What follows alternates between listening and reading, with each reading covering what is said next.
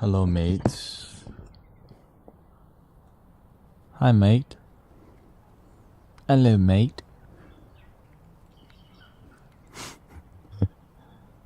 Welcoming Illy Bunnies. Hey, I just met you. This is crazy.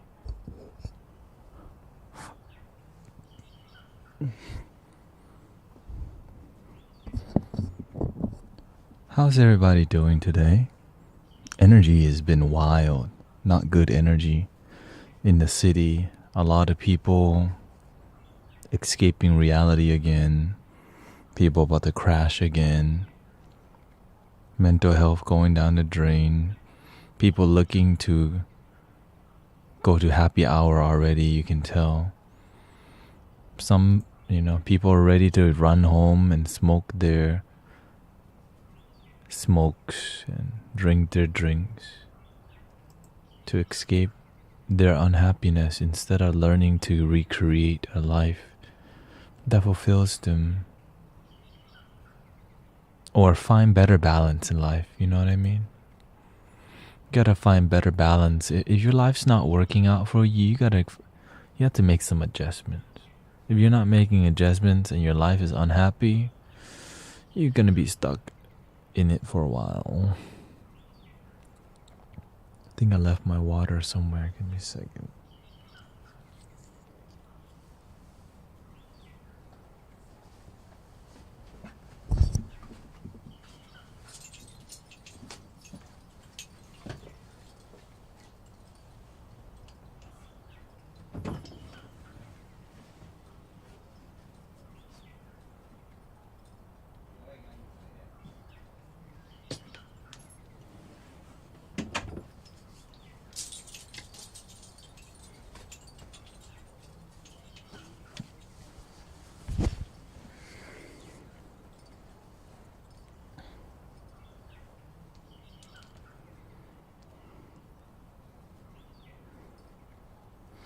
Politics is picking up. Kids are out of school.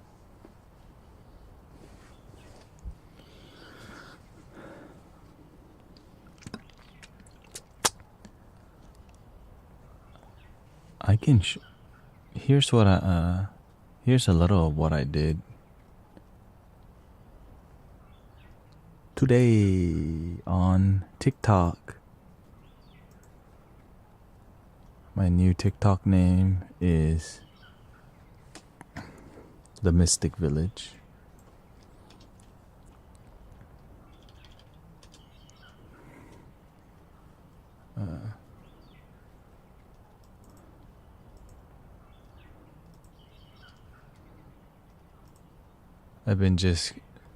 I'm figuring out how to, I'm not streaming as much. Just this morning, it's just.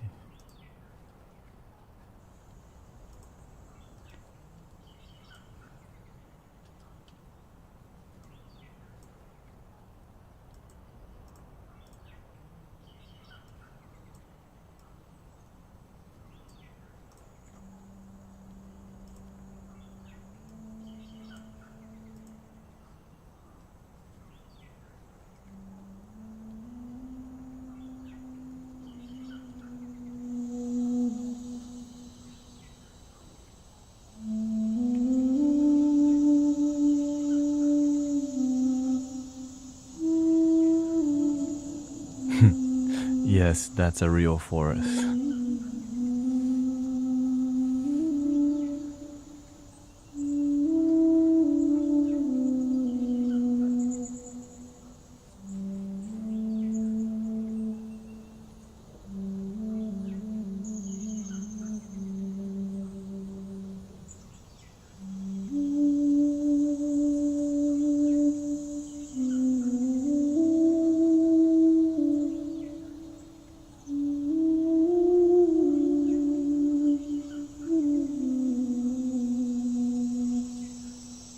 So you have not followed me on TikTok or YouTube. It's The Mystic Village.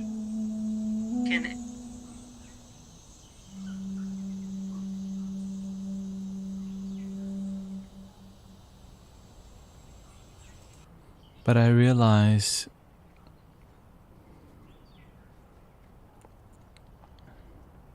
so yeah, the mystic village.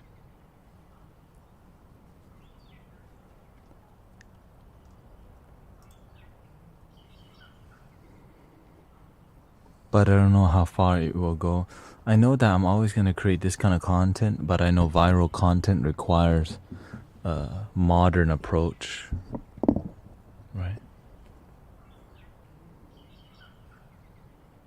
You need to influence the world and relate to the world. When you go out into a forest and it's relaxing, I could, like, whenever I was still in the matrix, which means in deep ignorance, I would not care about that content. You know what I mean? I wouldn't care about some dude playing flutes in the forest.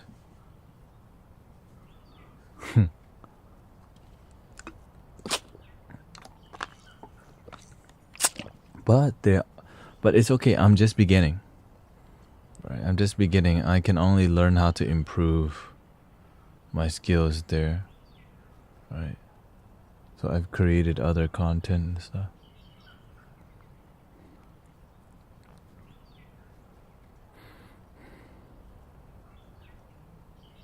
So I'm at 347 followers now on TikTok.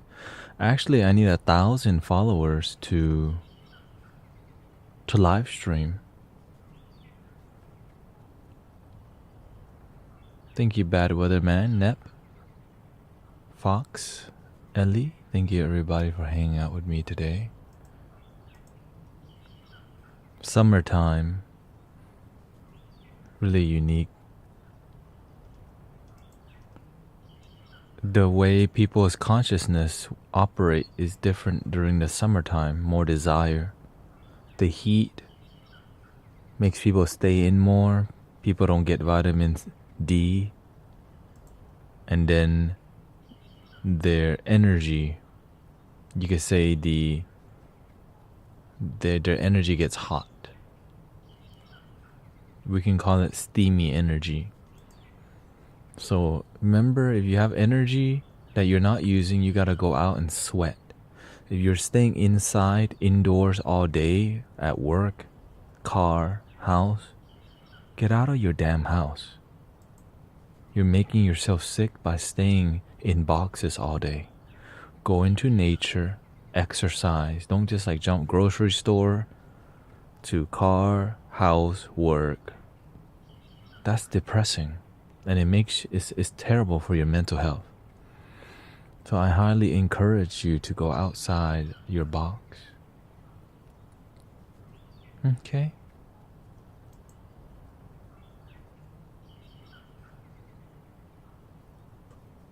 I think maybe we can mess with, why don't we try making some lo-fi? I have a ponytail right now. I've braided my hair.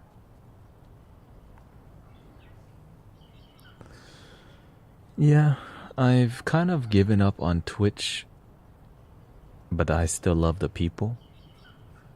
Because Twitch is just a place where I get to express myself and connect with you and have ideas come up and see what's practical. I'm looking at, I need to create content for community and I need to create content for my personal growth, right? So my spiritual page, and then I have to have more of like my influencer page, keep it separate, because a lot of people don't care about spiritual stuff and to relate to the world. Most of the world does not love themselves. They do a little bit, but genuinely is a very small amount. Sad to say that, but when you find out what is true happiness, you realize most of the world isn't. And that's why their life becomes up and down, unhappy. So that's why I had to focus on also creating dopamine content that deals with the mainstream consciousness. And because I can use that to change the world also. I could use my voice of wisdom or reason to approach current world events, politics, or whatever I feel free. Because you know me from a peaceful spiritual place, but where I'm growing, I had to create another container to grow in a different way. Because I enjoy doing spiritual stuff, but the world needs relatable things for me to grow as a content creator. But of course, I can always driving Uber makes a lot of money, enough for you to follow your dreams. Imagine that, if you have discipline, of course.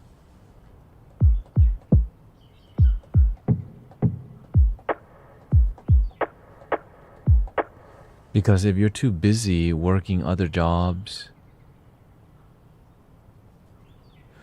I would say this is more community. Spirituality to me, I cannot make money doing this because I recognize it's wrong.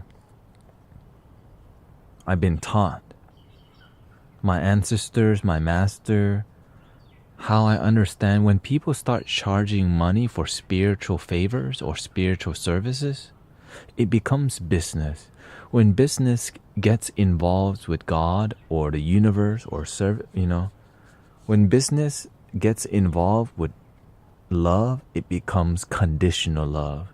My relationship with helping the world is called unconditional love.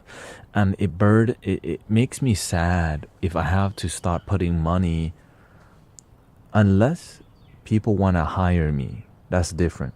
My humanitarian efforts is pure. But when people want to hire you, you know your worth. That's a different story. Right? So keeping the things that, like Twitch will be like this, Sunday meditations will be like that, and then there's going to be the Mystic Village is like not more non-profit, but also looking to grow as a content creator and looking to engage more, looking to just talk about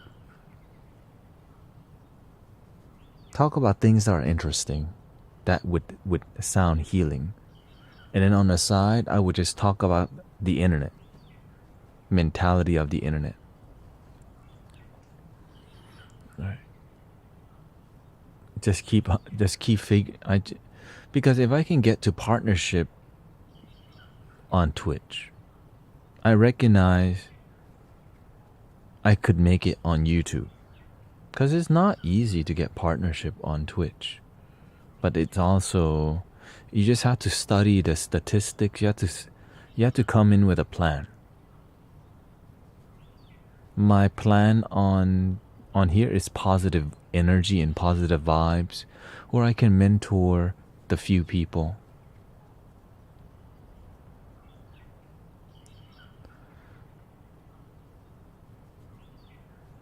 No, I'm partnered a long time ago at 10 or at 11K, I think.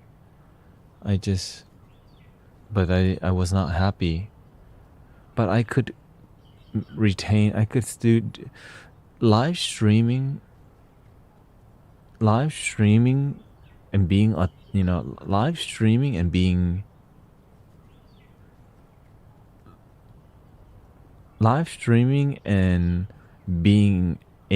entertaining, and dopamine is really difficult.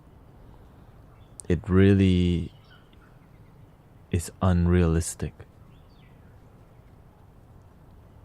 Right. This is why many live streamers have to drink a lot of G Fuel or Red Bull to get by.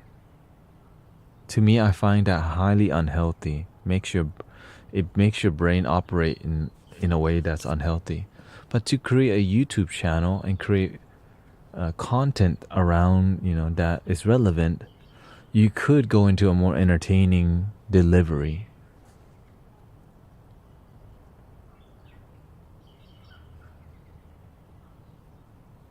What is your exit plan? Thank you for the follow. I'm Rasi. erase. Remember, you don't want to just quit your job with no exit plan. A lot of people quit the job because they're running away from the challenges of life. It will show up in other places. Many people just quit easily, but they don't know. Instead of learning to improve yourself, you have to learn the lesson and have a good exit plan, okay? But it's okay. Sometimes we just quit because we're learning. But if you're quitting to run away,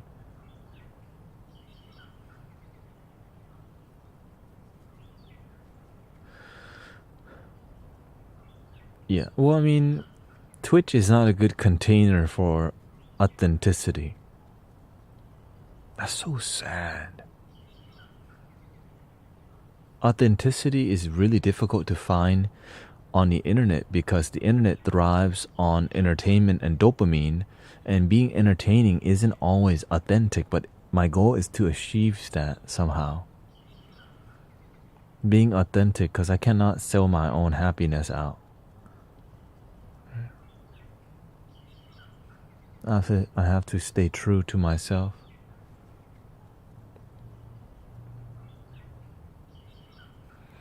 Before I was feeling depressed, I always saw the end in sadness and anger everywhere, and I followed Andrew Tate's advice. Always think about the fact that depression is not real, and think about what my ancestors did so I can exist and make my family name be respected and grind in men's status, and that's how I am now happy as ever.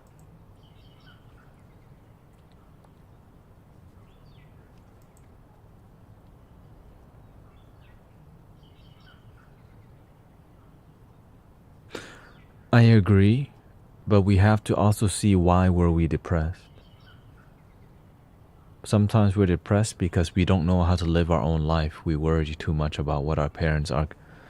We worry too much about our parents' views on life and pleasing our parents and not taking the risk to live our own life. That's why many people say they're happy, but they're miserable.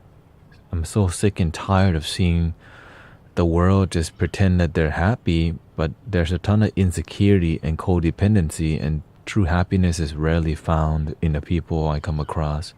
And I come across so many people. Young people rarely care about authenticity because it's not being promoted. And people in the middle age are looking to just find their place in society, but nobody's looking for happiness. We're following what we think is happiness, and that's quite sad that once people get what they want, what they think makes them happy, and then they're actually unhappy, it confuses them, and then they find a substance and a toxic path that leads them to like self-sabotage and abusing other people also.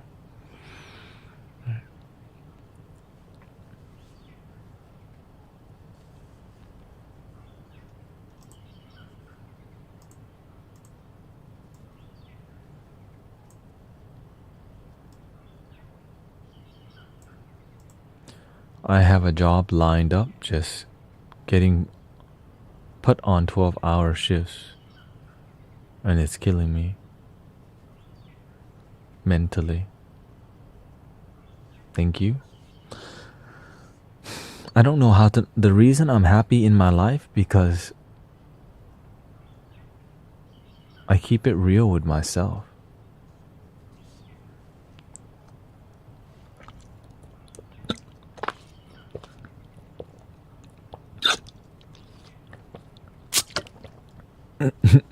Thank you. Yeah, this is I recently just shifted towards a full green screen because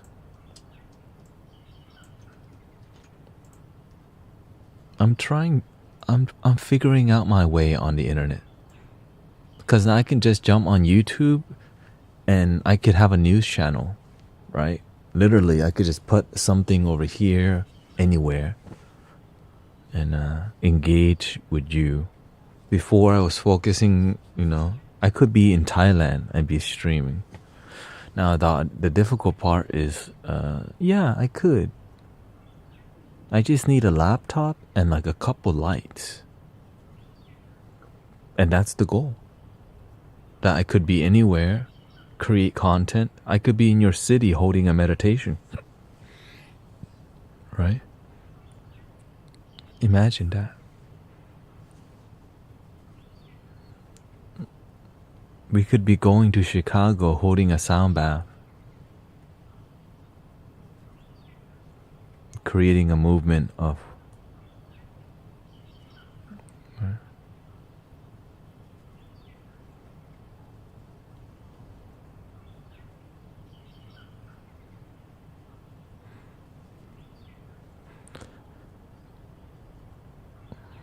my master tells me to stay on YouTube.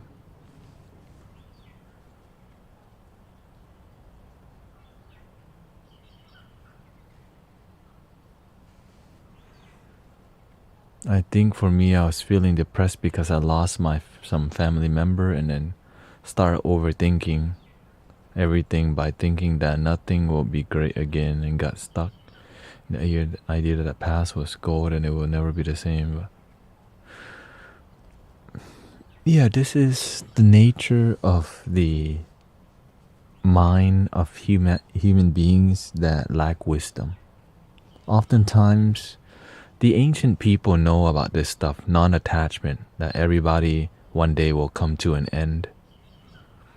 Things happen for a reason. There's a story of the Buddha walking into a village. A mother of a baby, the baby recently passed away. The lady asked the Buddha, Buddha, my child just passed away. Can you save my child? The Buddha tells her, I want you to go to every house and ask for some salt. And ask if everybody has ever lost somebody in their life, or if they had any suffering in their life. She goes to all the houses and asks for some salt, and finds out that every house that she had went to, somebody's grandfather passed away, somebody was sick and ill, somebody lost their horse, somebody lost a limb in war. At the end of the day, she met with the Buddha again and reported back that in this reality, suffering is inevitable, but we can open our heart and mind and be free from suffering if we detach from our attachments to things like our baby or the thing that we hold on to, our family. We're grateful that we have amazing people in our life, but one day they too shall pass. One day we will go to, one day I will go. So that's why it's fine that we're sad. It's just the nature of reality is that nothing is permanent.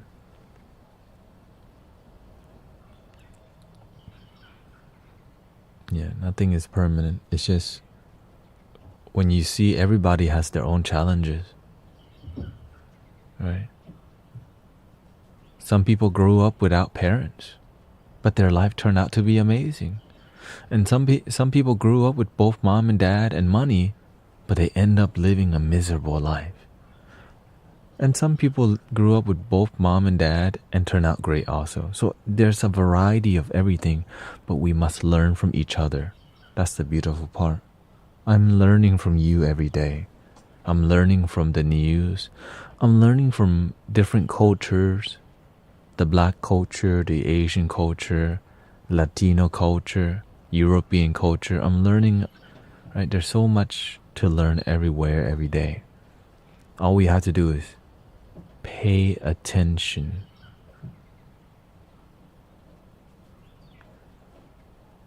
If you want to lose weight, look at your body every day. When you start to see that your stomach is large, it begins to bug you every day that you look at your big stomach, and then you begin to lose weight. Because, you you start to get tired of seeing yourself unhealthy eventually. Right? If you're trying to quit smoking, cigarettes, or anything that is harmful, just start reading all the negative side effects or stories of people's addiction every day. Then you'll recognize, okay, I need to quit.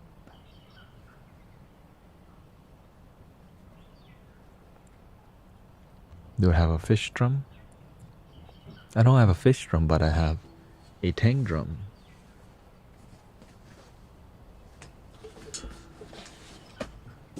I don't know where the other mallet is.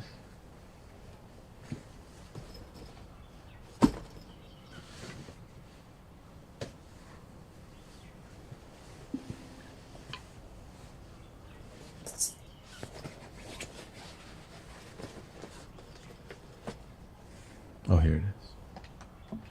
How the...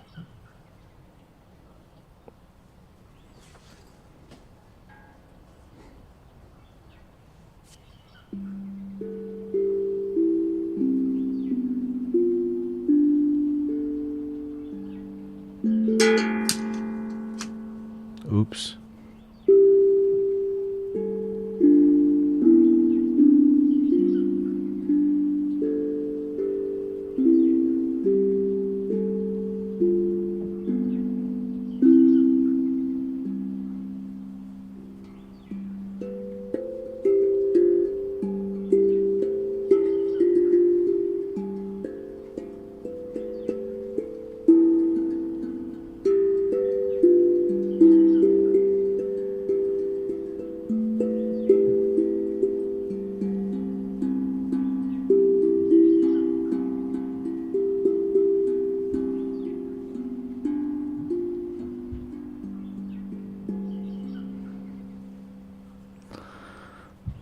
Is it possible to have real depression without previous long-term addiction? I mean, sober people feeling sad from unsuccess? Yes. I mean, there's no such thing as let's just call it, there's no fake depression. I mean, right? It's like an onset. When you call something fake depression, it's like the onset of like severe, right? There's different levels, but it's not like you don't have to be an addict to become depressed. You can be depressed because your dog died, because you lost your job, because you've been abandoned, somebody cheated on you, somebody dumped you, somebody broke your heart, right? There's so many reasons why the mind feels abandoned and helpless.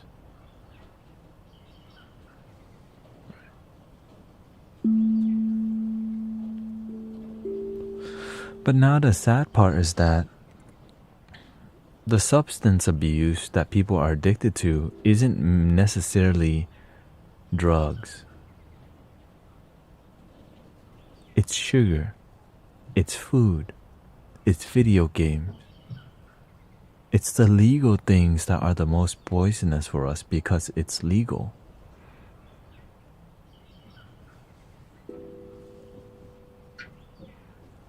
I'm kind of tired of telling that story because when you sit and think about all this stuff, it's clear as the damn sun shining in the sky. The worst thing for you is like the thing that the drive-through. When you recognize how when people are unhealthy, it's because they eat fast food.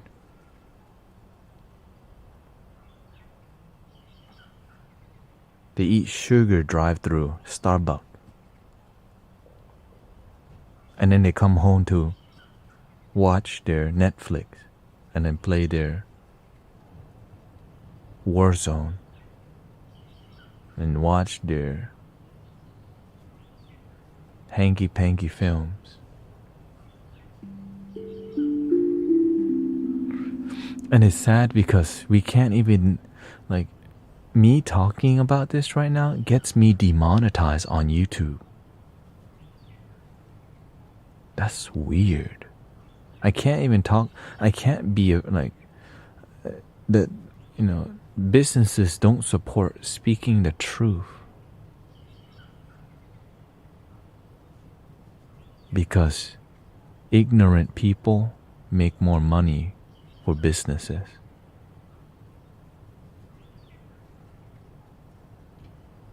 Because if you begin to be awake, you feel you know what depressed people do? They go on dating sites. They go on Reddit. They do desperate things. They do, right? They're just gonna shop. No, it's fine. It's not like I'm not like banking. I'm just aware of like the algorithm and how it's like such a limiting factor in content creation. Kind of sad. You have to tiptoe.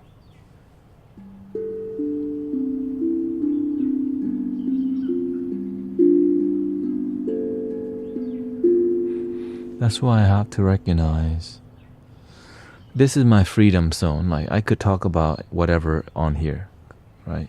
YouTube, like Mystic Village, it's like more non-profit.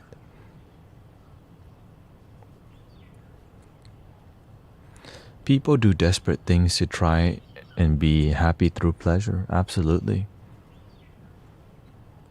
There's a lot of the modern depression people who feel there's a culture of depression. They used to call it the emo scene, right? Like we thrive on, cutting ourselves or whatever.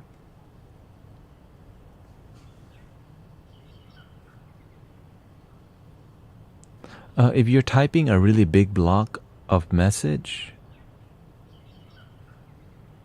you have to split it because sometimes it just doesn't go through when you have too much. So I see a lot of people get into anime and cosplay, especially guys now. And a lot of it is to be seen and get attention, especially from women, girls. But oftentimes they don't get seen. And so the next best thing is watching anime on the adult hub. And that's when you lose yourself through that kind of pleasure, because the need to be validated by the people who you're interested in. And the need to fit in. The OnlyFans culture.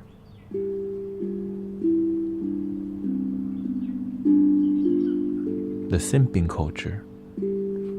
A lot of Japanese anime creates simping culture, and the anime scene is like it's something that the new generation has dove into because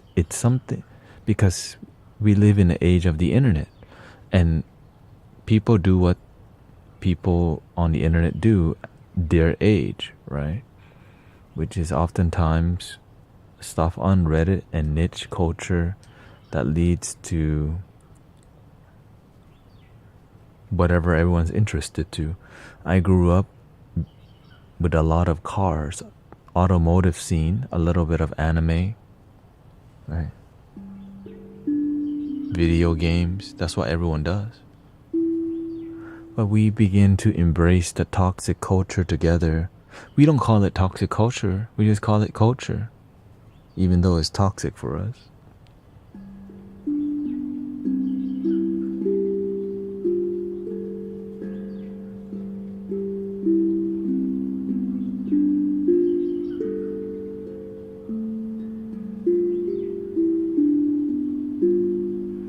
Welcoming Blaze Stoner.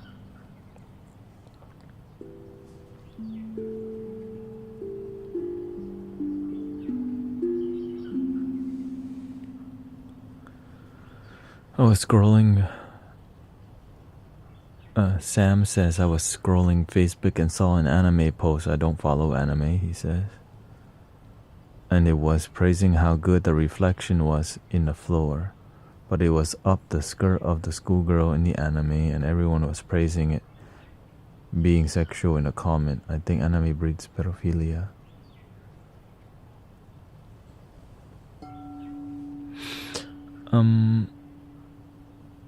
it's doing it's too easy to say that it's one thing.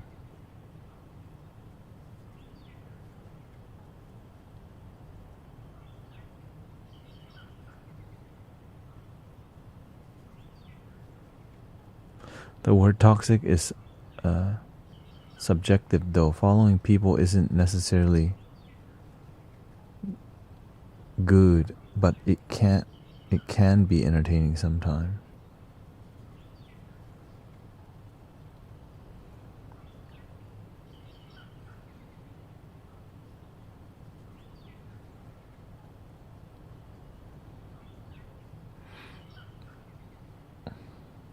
Which part were you talking about?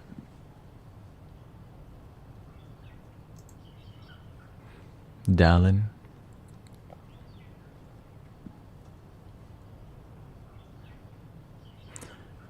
Jarvo said, that's like saying scooters bring out pedophiles because kids are the most popular users of them.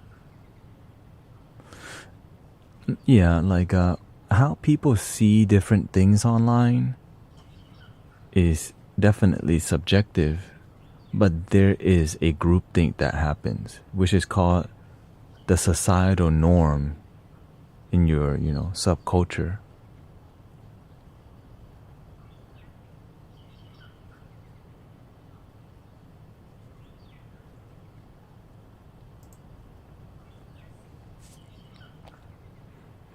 That's why there's a lot of there's many negative things online that people praise. But as you begin to mature and awaken, things that used to entertain you, as you mature, you recognize it's quite toxic, it's quite toxic. But people will do people are gonna do what makes them happy in the moment, because oftentimes there's a lack of mentorship happening to the new generation, and a lot of the mentorship's happening through social media, and it's incomplete mentorship because it's through somebody who's not there with them to really engage in one-on-ones. But at least it's, I guess at least there's something, Let's see.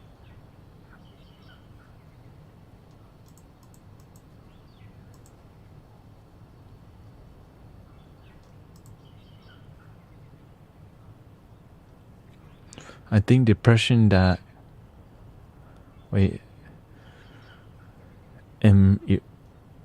M erases. I think that depression can be stopped if we think for a second. Some countries got zero depression rates. Some countries got loads of depression because the countries that has depression promotes it like a crippling disease that cannot be cured, and that is not your fault, etc. They give you a load of antidepressants that destroy how your brain works. I don't know about the statistics, but I can agree that in America, big pharma definitely runs it's the medical industry, and through meditation you can heal so much, but it's not profitable. Giving you a antidepressant is more profitable. This is why doctors they get compensation for giving you medicine, and that's a terrible thing because sometimes you don't need it, but they make money from selling you medicine.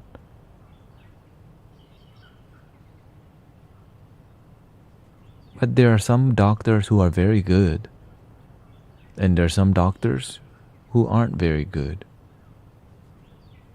which is why some people heal from depression, and there are some people who are addicted to the pharmaceuticals, because when you have a good, healthy doctor and you don't abuse the substance, then you find solutions to many things.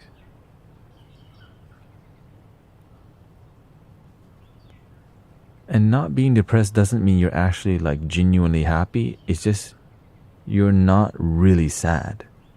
You're okay. my duty with my community and our community is help transform okay to greatness, to amazing. And through meditation, through having deep discussions that aren't too mental. When we have discussions that are too analytical and too mental, we disconnect with what really matters, which is happiness, you know?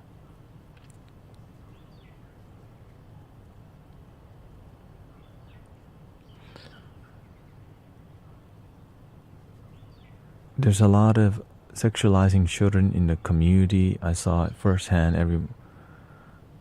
I mean, that's clear as the day. Anime is an art form that has existed before the internet. To say it breeds pedophile, that just cannot be true. I wouldn't say it breeds it, but it does promote a lot of fantasy. And a lot of fantasy is very dramatic, which means most of the anime girls have big breasts. And they show more skin. They're wearing short skirts. And what do you see people doing nowadays? There are people, there's young girls wearing a lot less clothing. Like in my generation, it was there, but in this generation, we're just copying anime at this point. And we're also copying the insecurities of anime. You know, not everything is absolute when it comes to, right? There's always a good and bad to everything, but we have to see what it mostly does. And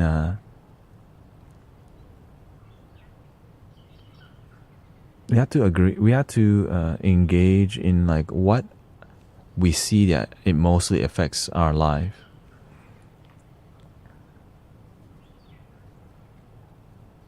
Because yes, you can always argue there's two sides to the coin, but what's the more dominant thing that's there, right? But sometimes there are some things that are magnified, made it seem like it's a big issue because it's called sensationalism. Right? There's just more hype around a certain subject, even though it affects such a small group of people. Are the pharmacy substances working without another drug? Like alcohol? Well, they recommend you never drinking Xanax, which is antidepressant, with alcohol. And I know I grew up around people in the hood and drug dealers and stuff. When you drink alcohol and you do a Xanax, also known as a bar, you start stealing. And I have some really sad experiences watching. I used to hang around people who are bar babies. Bar babies are people who overtake these pills. And they used to be my friend. I've seen somebody take 12 bars in my car with her friend. So 24 bars. They went into Walgreens and they start stealing makeup. And I told them, hey, you gotta put that back. Because I felt like I was babysitting people.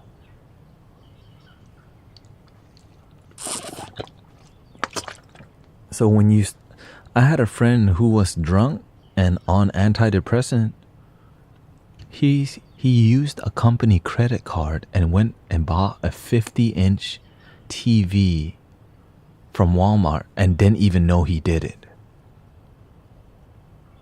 Because the drugs, it makes your mind not like there. You'll do it, but you don't remember everything. Right? You steal, but you don't even know, like, you don't know why you're stealing. You act on your like desire, but it's not you. Because if you don't, this is called abusing, right? If you respect the antidepressant, it works because I've seen people who use it and had good results, because they call it a Xanax is called a bar because it's like 3 to 4 pieces. So you can break it into a quarter, a half, 3/4, or a whole.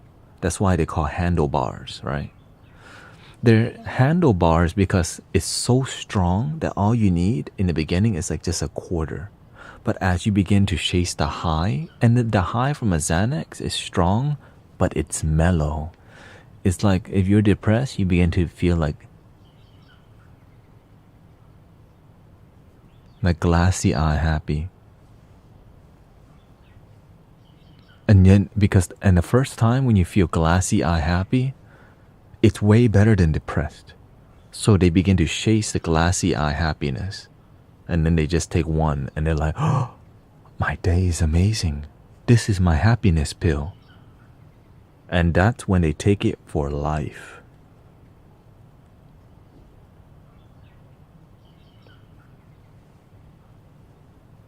It's sad because some people don't even realize they can be happy without the drugs. But the drugs make people so addicted that they can't even believe that there's a way to be happy without an antidepressant. And it's like there's a guy named Dave Portnoy from Barstool Sport, the pizza guy. He operates on antidepressants. So when you see his energy, he's always on edge because he's always on Xanax. He's always on like Ritalin or whatever, right? And people are never, their minds never clear. They're always doped up. And he admits on Joe Rogan podcast that he abuses Xanax. He abuses the drugs. And one of the side effects of abusing it is suicidal thoughts. When I hear Robin Williams doing, taking it, when I hear Robin Williams taking his own life and he's depressed, I already know, was he taking Xanax? How much was he taking? Because many people end their life because part of the side effect, suicidal thoughts, like, wait, that's a side effect of something that's supposed to help you be happy? But I don't want to speak too strongly, too firmly. I'm just here to be in a center. Because, I fight for people's happiness. That's why I'm proud of the people around me like John Ra, who can quit heavy drugs. That's why I'm proud of Bioman. He was able to quit smoking weed after 20 years. That's why I'm proud of the people around me who have results. And they all have done also antidepressants.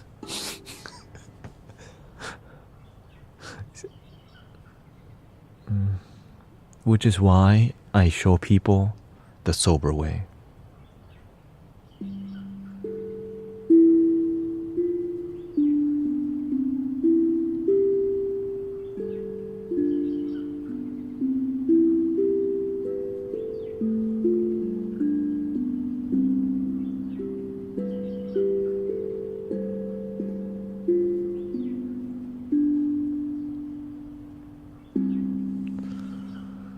I need to quit smoking weed, says Sam.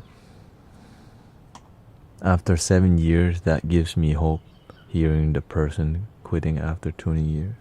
He's a great role model for it.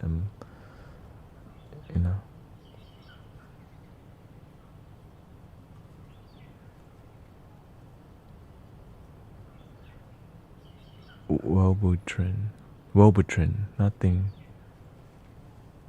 Still working on letting go of cigs and all the sugar and exercising more.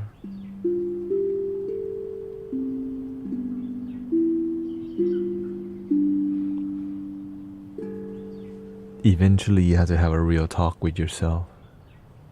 That you might not live to see your grandchildren, or you might not live to see your child get married and have a family because you didn't make a clear decision. Or maybe you get to see all of that in a hospital bed. That's the kind of real talk you have to have with yourself to live a fulfilled life. Because all these substances are designed to get you hooked. Do you think the cigarette company don't know? They know it's so bad that on the actual pack of cigarettes can cause cancer. Right? It's just like they know it. But now to make it legal, all they do is well, we told them it's bad for you.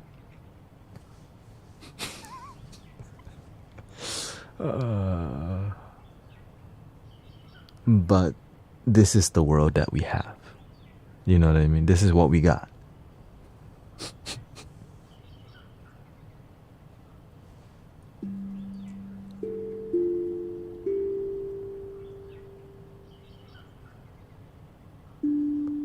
Johan Hari has a great book on depression that debunks the whole pharmaceutical approach to fixing it. Depression is a scale of 1 to 50. Tables reduce your scale by one area. Whereas regular good night's sleep lowers depression by 12 points on the scale. I agree. I used to be depressed myself, and you know what? Just going outside and looking at the sky lowered my depression, because whenever I was depressed, I assume it was whenever I was depressed, I didn't go outside for most of the day. But when I did go, I went out when the sun was setting, and I think that was my savior. Like the background. And I just simmered.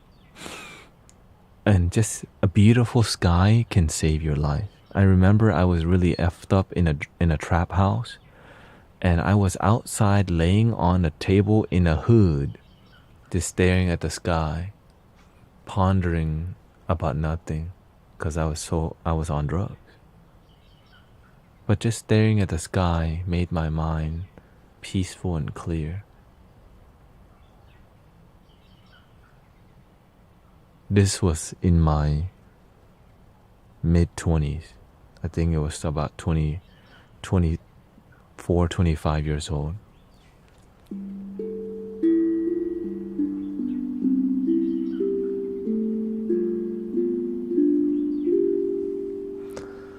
The crazy thing, Real John Ross is, the crazy thing is I'm not concerned about that. More concerned about it demotivates me.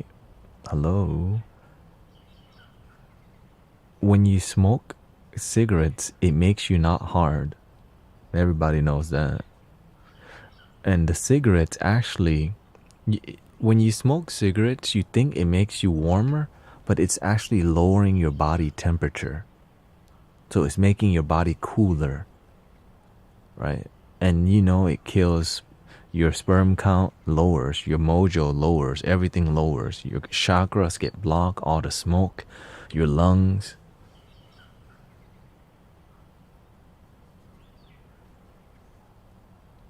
And vaping is even worse, because you don't even have to go outside. There's no ritual. Like with smoking a cigarette, there's some social aspect to it, right? That's not what I meant. I've been single for 3 years, so maybe there's something to that. Yes, I know that's not what you mean, but I'm adding that part because a lot of guys could be inspired by that.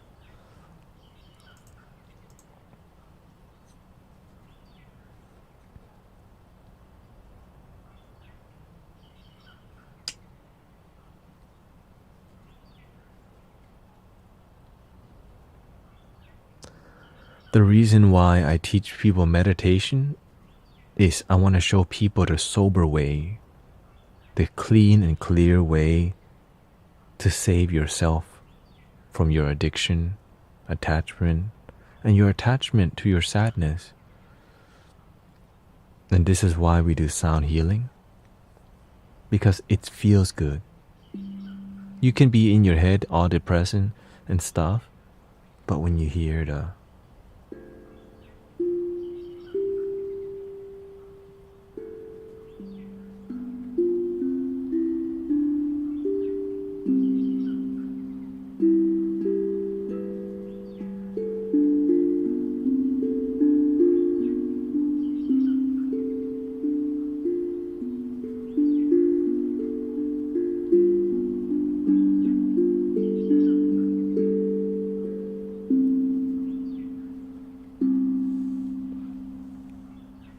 and through constant meditation with sound, the mind begins to like, you know what?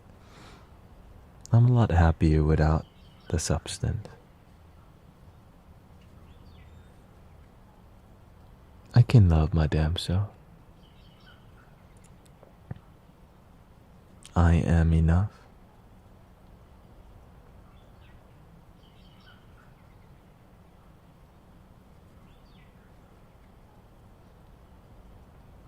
It's once people experience gratitude in the moment, their life begins to change.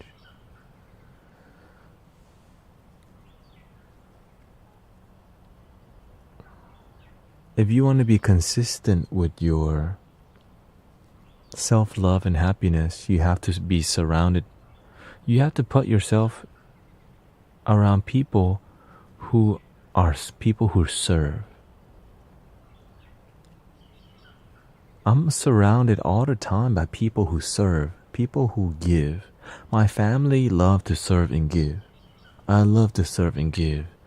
Bioman, Sparkalicious, we serve, we help, we give, we make music. When we get on here, we serve and we give. But to make money off of this kind of stuff is really difficult because the people that need it the most won't invest in it. And the people who can't afford it, they do it, and it does help them. But a lot of the culture that is about self-development breeds a lot of ego. But at least it's better than being sad, you know?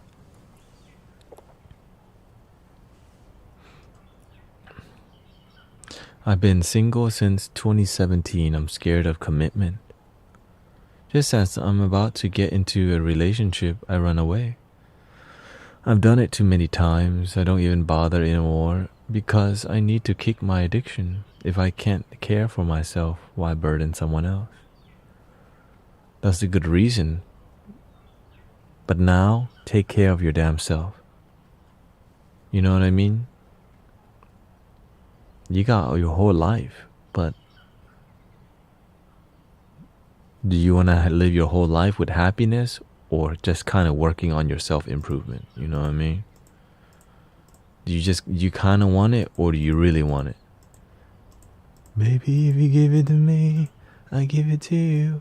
I know what you want. I smoked weed for near 5 years and found it's more of a reliable and comfort situation to stay in and smoke.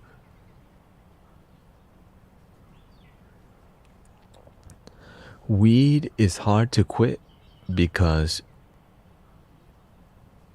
it's like the cool kid culture. You know what I mean? Like, it's cool, but really, no, you're just running away from what you need to be doing, which is facing the thing, facing the unfulfilled emotion.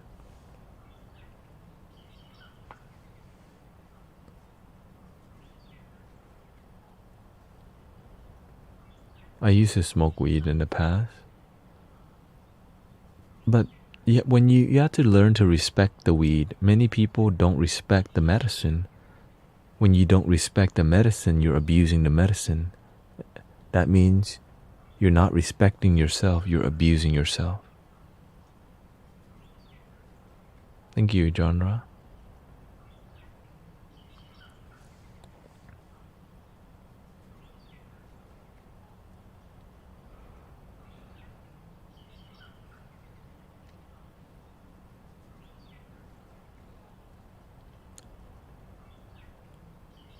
It's hard to be in a relationship with somebody when we don't even love ourselves.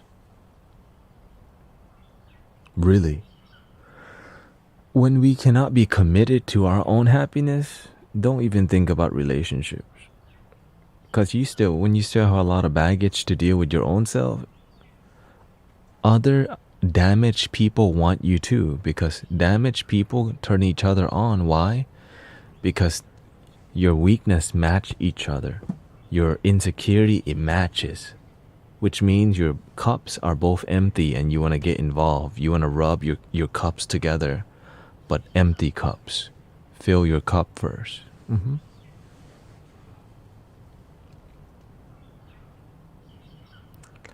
Winterphobia says, it's been hard for me to eat or smile recently. I have the love of my life at the age of 19. I already know that's BS. Or so, I think. But every day, the thought of her cheating, or you already told me this. You don't love yourself, okay? You're scared of losing her because you put the girl above yourself. Love your mother effing self. That's your damn problem. Okay? That's always been your problem. We talked about this already. You don't recognize how big of an issue that is. And she's gonna... If you fear leaving her, eventually she will dump your ass. And then you'll be depressed for 2 to 3 years. Then you get a tattoo of something, right? You get a tattoo. Right? Seize the day. Live for myself. Love myself. But you don't actually do it. You just get a tattoo. That's where you're headed. If you don't learn to detach from your girl, your life will be miserable. You know why? Because you're with the love of your life, but you're miserable. How are you with the love of your life and you feel like crap? Because you don't love yourself and you don't see that's a problem. And the only way that, now if you don't recognize how bad that is, she will eventually leave you.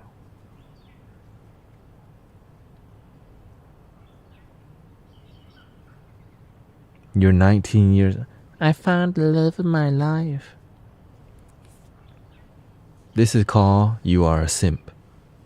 Simp check.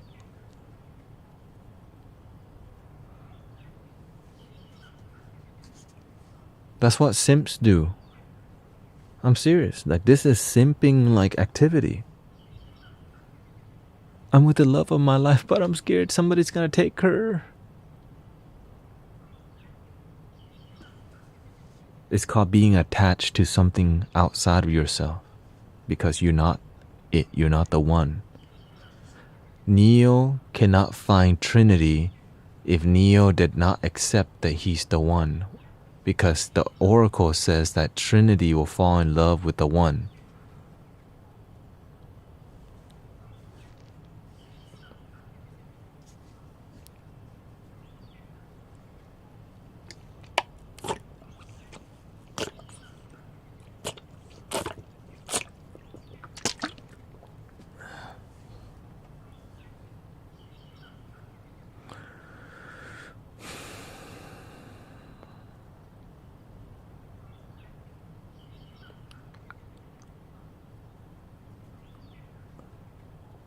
Nick the Needle said, it is so difficult for me to accept that I am enough.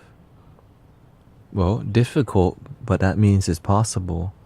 You just have to practice positive affirmations and doing things that make you feel good enough. You know what I mean? If you know you have a problem, fix your damn problem. You know you have an issue with accepting you're enough. Well, what are you doing to make it better? Nothing. Don't make me bring out the hammer. Smoking improves watching movies and eating. So why would you just do it when you stay in?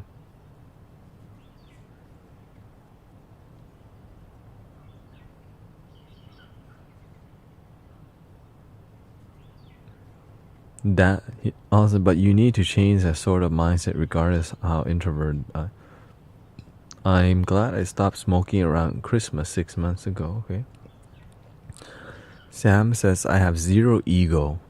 I have zero self-confidence. I don't leave the house. I need ego.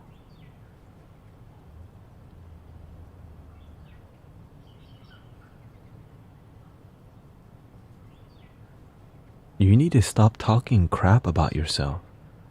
If you want your life to be better, stop looking at yourself and seeing a zero. Start working every day and slowly add some numbers to that. Self-confidence, every day you work out, it goes +1. Every day that you groom yourself, you brush your hair, you take a shower, the number goes up. But you just like staring at yourself and seeing a zero. And then you go, that's why my life sucks. That's because you make your life suck. You don't leave your house. All you do is everything that doesn't make you have numbers, which is happiness.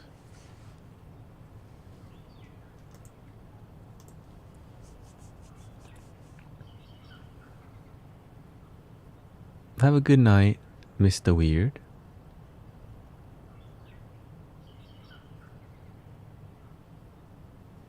I don't have the confidence, says Sam. I used to years ago, but I started smoking weed and fell out of it. Got really anxious because of the weed and have been the same. When you stop making effing excuses and start doing the work and start being more practical, your life will change. Right now, you're so good at making excuses. You have a habit of making an excuse. You have to accept, I'm ready to stop living like a loser. And I'm ready to be a winner. When you live in the past and you're like, oh, my life sucks. I smoke weed. You have to learn to shift your mentality. Go to the effing gym. Stop looking down on yourself and then feeling like crap. Then you talk crap about yourself. And then when you're single and lonely, then you look down on yourself even more. Start improving yourself, at least by improving your self-image. At least. Lose weight. Exercise. Have some goals in life. Have a plan and execute the plan. And when you execute the plan and you're not successful, don't just give up. Keep working on it.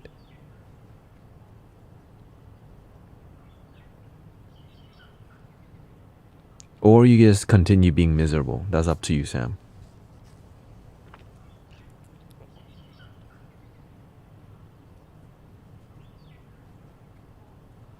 Used to smoke, Alois and Roll says, used to smoke weed too every day. Quit 6 months ago. Still love comedy from Cheech and Chong.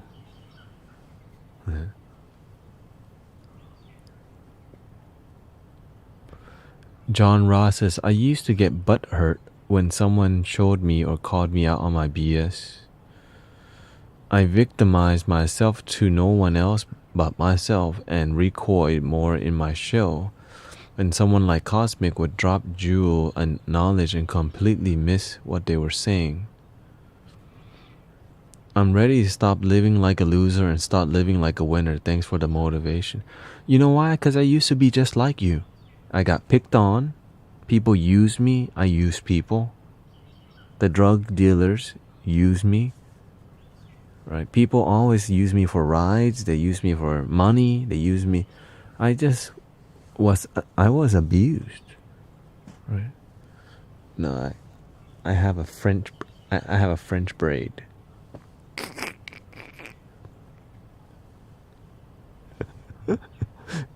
To make myself more neat.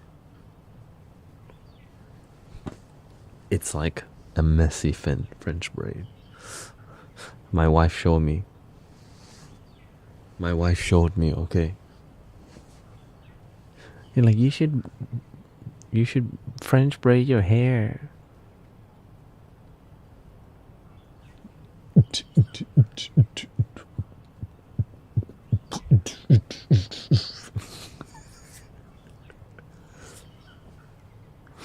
In the past, I used to be depressed, lonely, desperate. That's why I was dating a lot of girls. Like, I was hollering at girls online because I couldn't get one in real life. I have been through like 3 online relationships, people. Like, I dated a girl in Canada who like was infatuated with me. She called me every day with a phone card to have phone sex with me for years. Okay, I had a long distance relationship with somebody in Cali for like 3 years. And then she just dumped me, and then I got heartbroken. That led me to like hell. Right? I had 2 like couple relationships online with people in Cali. You know why? Because it's easier to have a placeholder relationship. It's like a bookmark of a relationship. You go to work, your life kind of sucks, but you come home, you have a bookmark, a girl to call, to webcam, to say, "Hey, how you doing today, genre? Hey, Satangmo. How's your day today? Oh yeah? It's 7 o'clock on the dot. I'm in my drop top, cruising the streets."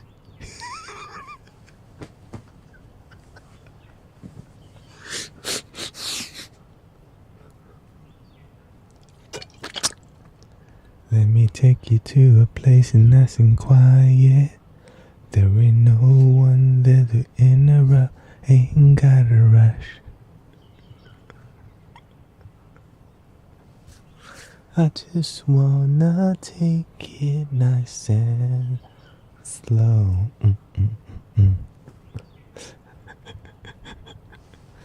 Now I've been waiting for this for so long, making love until the sun comes up. As I begin to become more stronger, more spiritual, more wise, I got real girls. I started like real girls, like started being more interested in me because I looked good, I was confident, right? And I was confident in talking to people.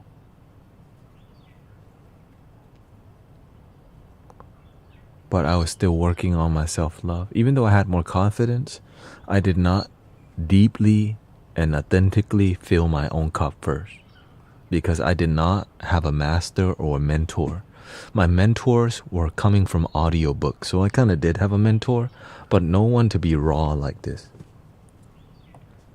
No one to be raw like this. I would love to mentor humanity, you know. Real girls.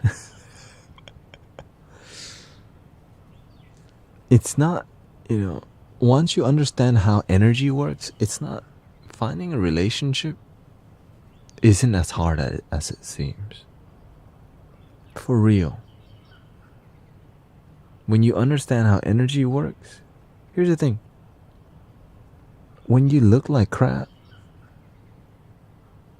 even if somebody's interested in you, you don't even know. You know why? Because you don't even take care of yourself. You don't even think you're on the market. But when you start to take care of yourself, you feel good. You dress good. You look good. You talk good. Your mentality is good. Baby, you're on the market already. But now, you have to keep improving yourself. Because when you have that drive, the women, they love that. When a man knows where he's going in life, when he can have momentum in life, it makes the women pay attention. Because a lot of guys just dicking around, effing around. But when you're humble, wise, people respect you. When you begin to get respect from your community, your value goes up highly. Right? I don't go to the bars.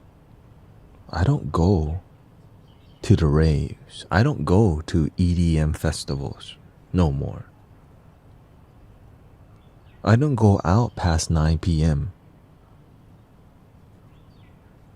I don't even go out most of the time past 5 p.m. unless I need to get some groceries. When you are somebody with values and you're clear about who you are and you have, because you need to be worth it for yourself.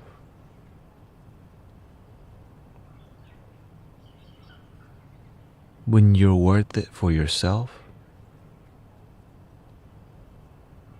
people see you on the radar because you're a lighthouse. When you're low value, you're just a little LED candle. Tick, tick. But when you love yourself, you become a lighthouse. Just a little candle. But the goal is you're not a lighthouse for other people. You're a lighthouse for you. Because when you're walking in joy, your smile, it helps bring people joy. Your words, it inspires people. The way you live your life, it makes people stay off the drugs. I'm completely sober, and that's why all the people around me are also sober as hell. Now, if they relapse, the universe, God, it shows, oh, this person's a little off track. How come this person's energy, their aura changing? This person lacks discipline, they're not improving their life. They're getting comfortable. They grew to a certain level and they're getting stuck. Still stuck on the cigarettes. Still stuck on cigarettes. Not even working at it. Stuck on the cigarettes. Stuck on working at the same damn place and don't even learn how to be a better leader. Stuck at the same damn job, complaining about it.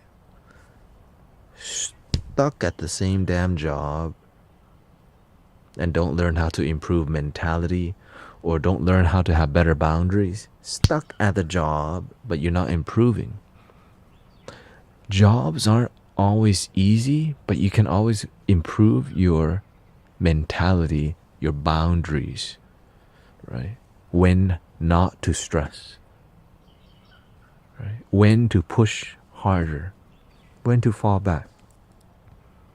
When I see Twitch not working out, I'm looking, is this a container for me to grow? And I realize, step back. Step back. Now the way I'm talking, I want to bring this to YouTube, but I have to talk about things that people are interested in. Right? Thank you for the recent follow. Chen Kitchen.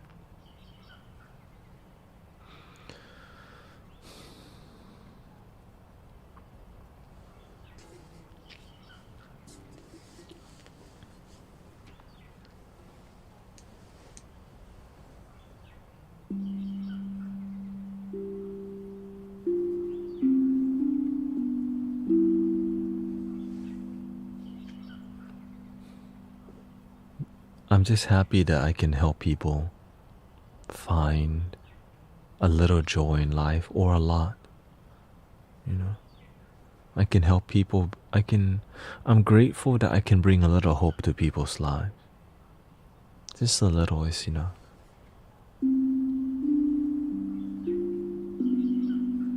But I'm looking to continue to improve that, transform people's lives.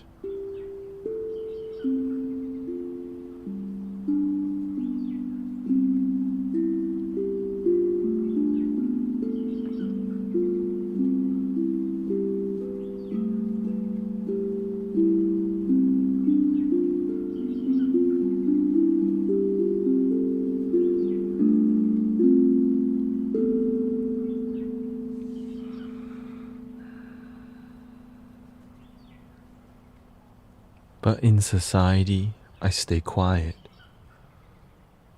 I know when to share wisdom, when not to. I know that's when I'm on the way I'm talking to you. This is exclusively for Mystic Village. When I'm out and about, sometimes I'm talking to people, but the depths that I'm sharing with you, I'm giving you all that I got to help you stay off the substance abuse have and to not look down on yourself and to not be a victim of negative mentality. Right? Because there's so much to complain about, but there's so much blessings that we have too.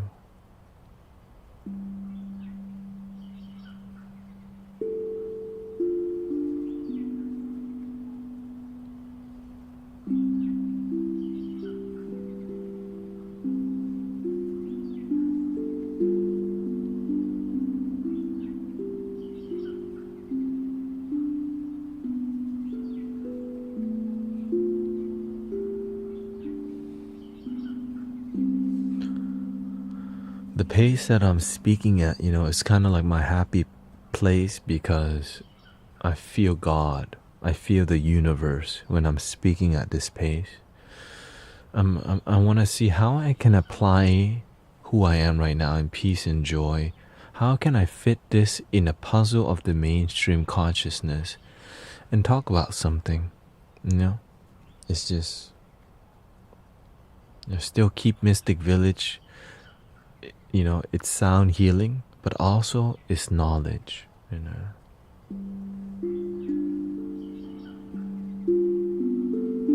So I'm in the experimental phase of YouTube right now, which is what content am I meant to create? What fulfills me? Because if I'm doing something that's growing and I hate it because the algorithm or work for me, that's why I was unfulfilled on Twitch. I was doing Cosmorpheus, but it was very tiring. And I didn't feel that I was really I was not really transforming people's lives.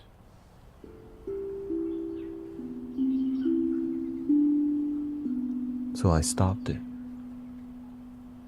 I just had to think,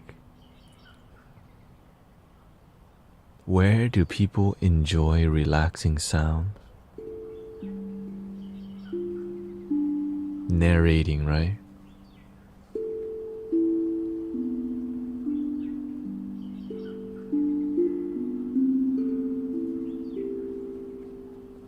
Narrating cat videos. I can see that working out. Narrating animal videos. A cat laying down. He stares at the feather toy.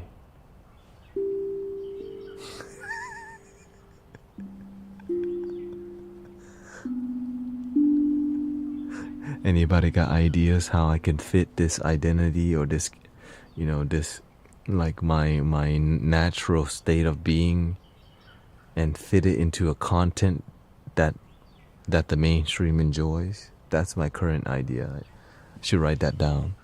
Narrating cat videos to relax people.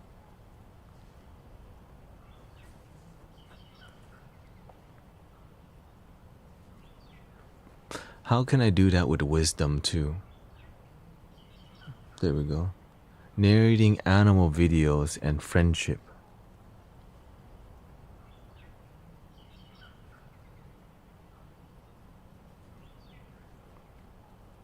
Let's see here. So it's going to be narrating. So I have to use the voice. Narrating with wisdom.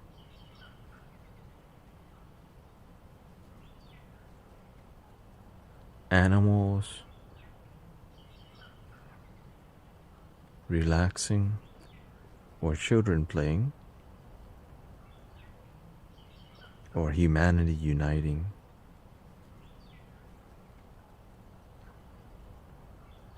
But it has to be dopamine. Like, these are good values.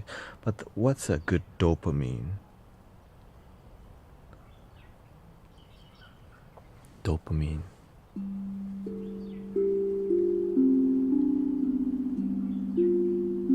It has to be creative.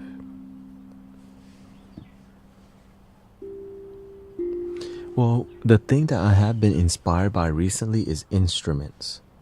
Narrating unique instruments, right?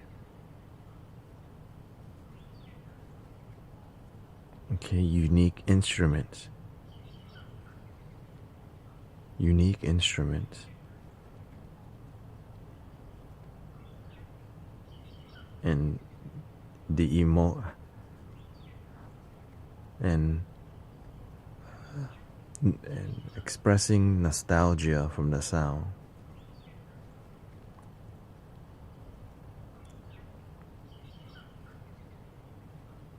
Because I realized with the Mystic Village thing, I love instruments, and it's something that makes me feel alive.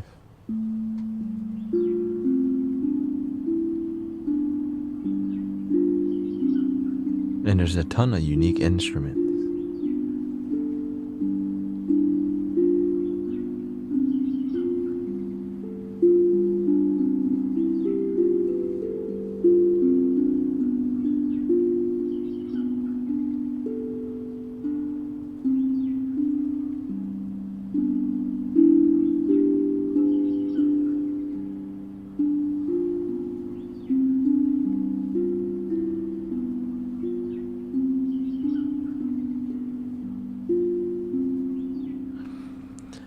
The content that has been popping, I tried making some videos narrating and talking about, because I want to do the thing that brings peace to the world, you know what I mean? Even if it's a, like the dopamine, the content can be interesting, but my narration, the vibes from it, my goal is to bring peace from the tone of, of guiding, of expressing.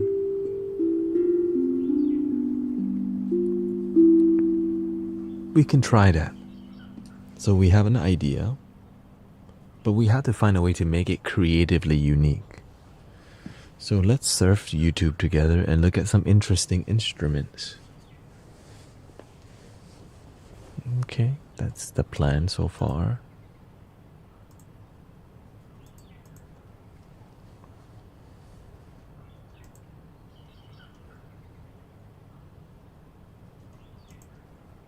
Let's see here.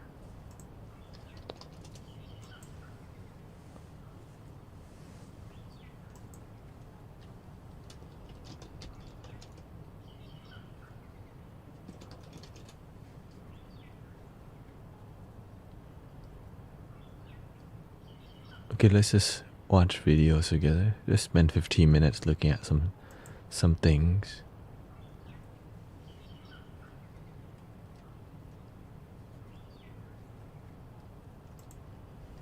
I actually play 7 different types of flutes. Which one is your favorite? The ocarina, I have one of these. Irish tin whistle, Native American flute,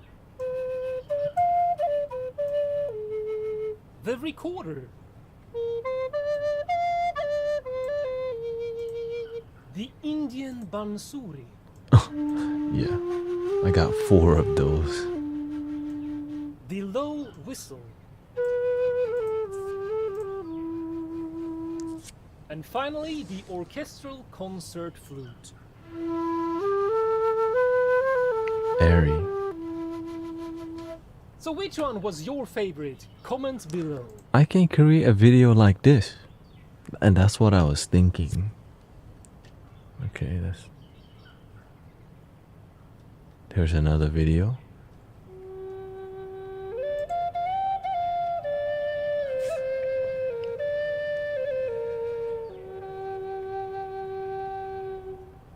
Nice background, nice vibes. Water element.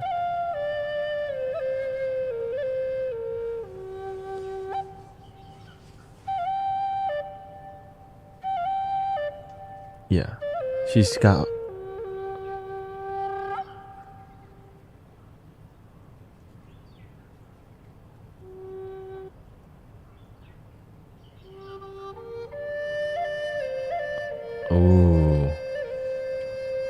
is sexy.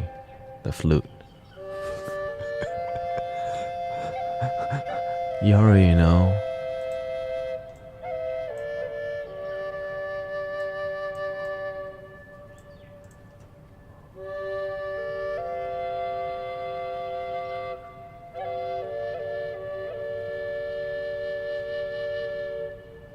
This is a triple Native American style elemental flute.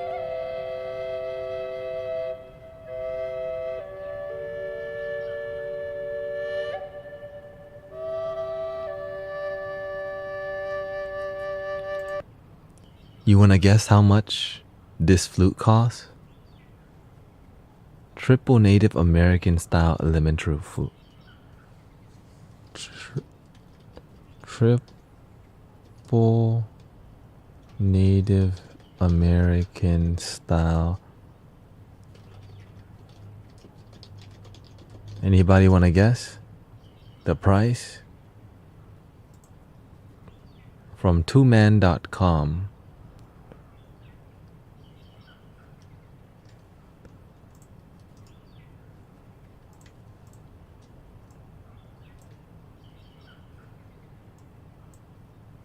I don't know if this is the exact same one, but it is $300. Okay, just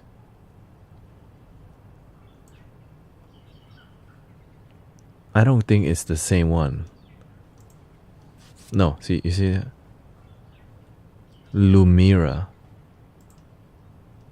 Okay. Lumira.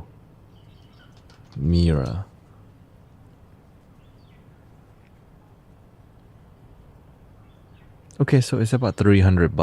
$300. There's fancy stuff like this, but that one is about $300. Oh, here it is. Here it is. Here it is.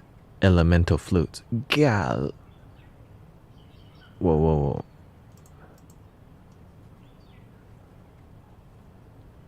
Oh, hell no.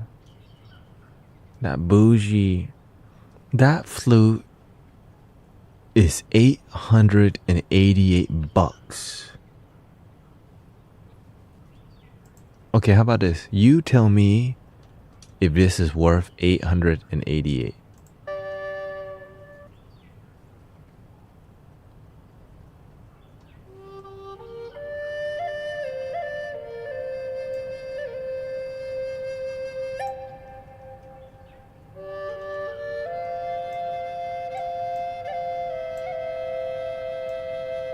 You tell me.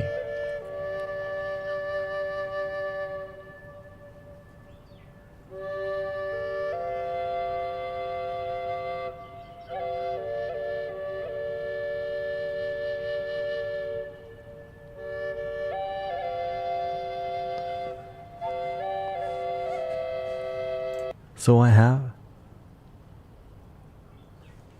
Yeah. Well, you know, when you have the funds, it doesn't matter because. Right. So this is a drone flute, but not a triple drone. It's a double. Right. This is a drone.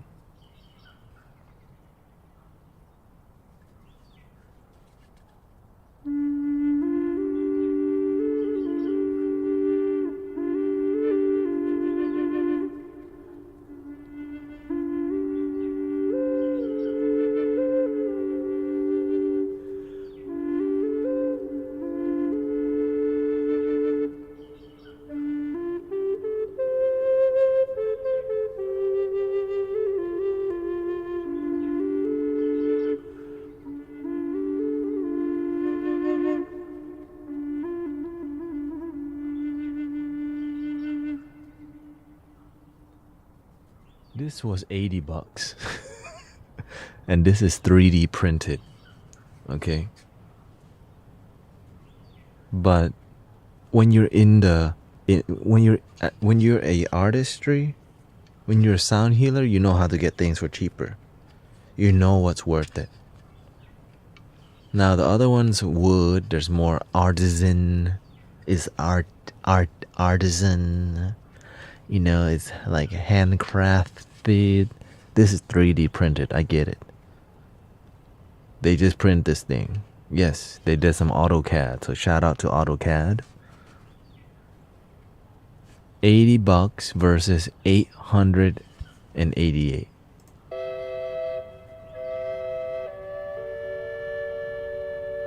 Now, yes, it sounds great, but not 888 great. I mean, I think it's this. Yeah, you see the flower? That same damn flower. Maybe there's a cheaper one. Artist flutes. Available flutes. Oh god.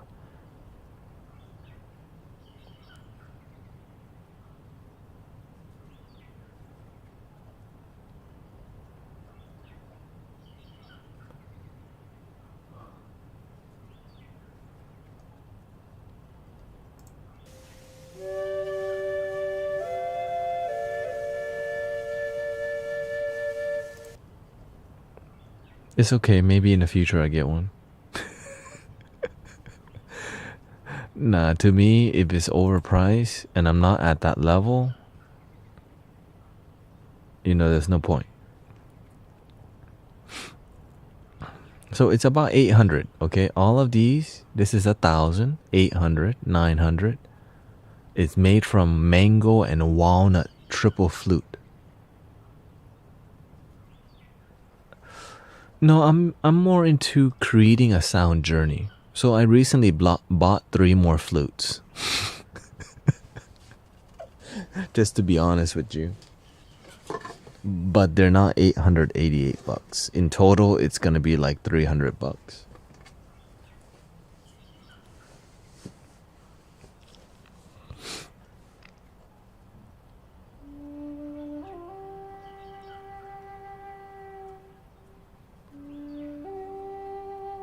I love. This is a Japanese shakuhachi. But it's not as haunting. Because whenever I listen to this, if I feel something, I can take people on a journey to Japan. I can take people to meet the Native American shaman. I can take people to meet Ganesha or the land of India.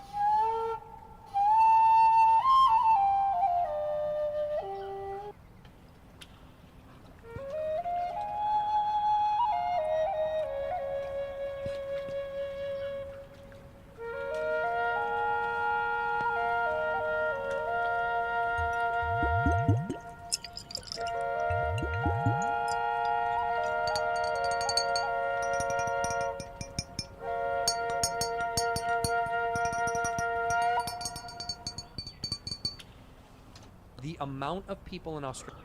What? The amount. On Break the Silence. Jack Harlow. The amount of people in Australia That are Asian? that yelled at. Well, first of all, there's so many Asian because where it is. The amount of people that yelled at me in the street. Yelled.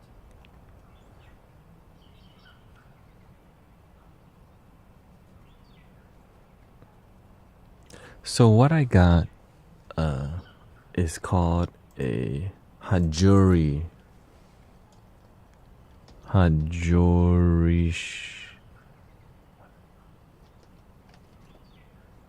flute. What is it?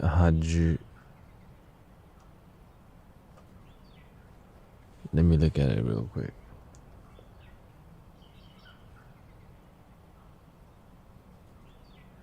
I don't even know what it's called. I bought it from literally Denmark. Okay, one is called a akebono. Okay.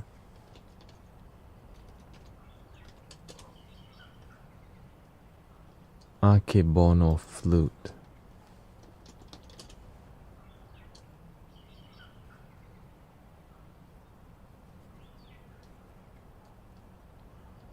This is literally the flute. The guy here. I think it is these two flutes. I do have an ocarina.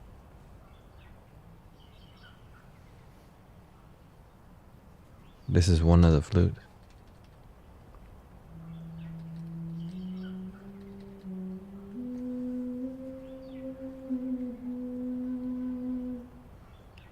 See, this is the guy that makes the flute. Not recorded in not the greatest way, but you know.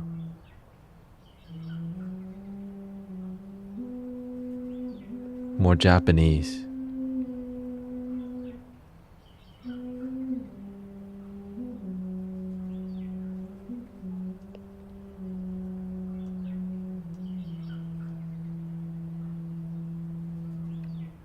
So that's what I got. The other one also.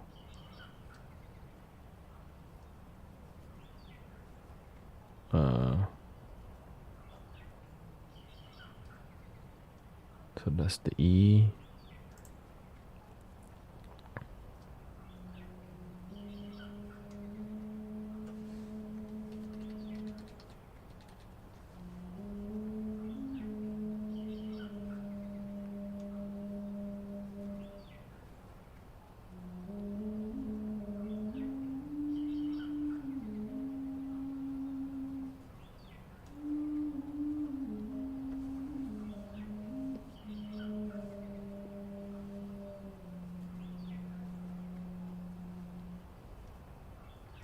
Let me find the recording.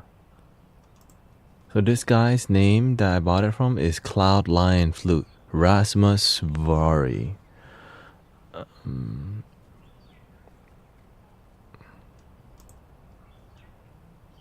So this is what we just listened to. Another one.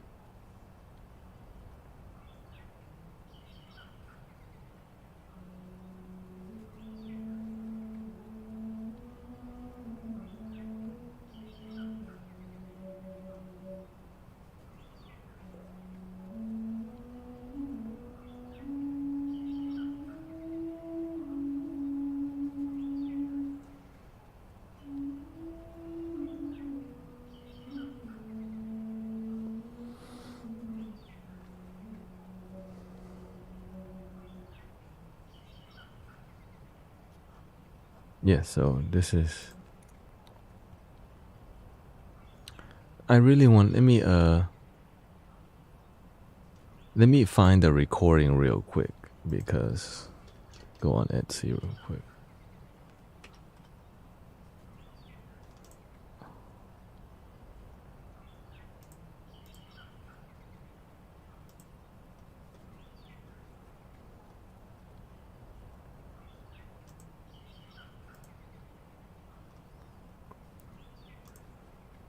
Okay, so I bought 3 flutes. One is $100. This is from, so as you know, this is a 3D printed flute.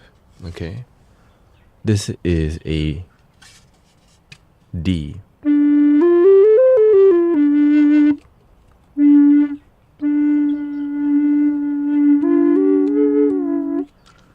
Okay, so I bought another flute from the same guy. This is a C.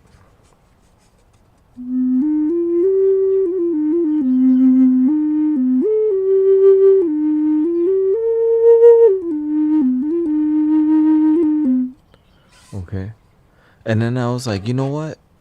Is there something lower? Because this is the lowest tone he makes. Until one day I went on YouTube. Oh no, I went on eBay and I was like, wait, this is sold out. And I saw he brought back. I messaged the guy and I was like, yo, you still making these low B flutes out here? Right? PNY flutes, low B. Because low B is like a lot, it's even longer. Right? It's even longer flute. And here's the video. Let me just.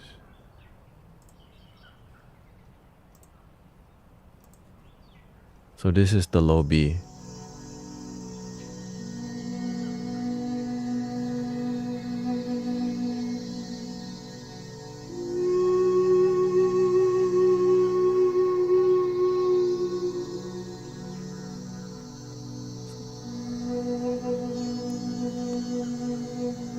Yes, this is longer. So for it to be deep, it has to be longer.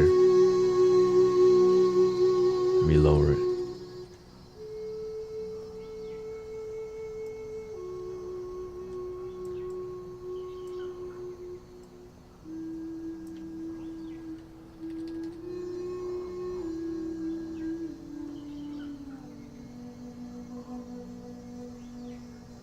This is my deepest, lowest and deepest and warmest flute. Tuned to the 432 hertz or whatever. So I saw this video and I was like, do you still have this flute?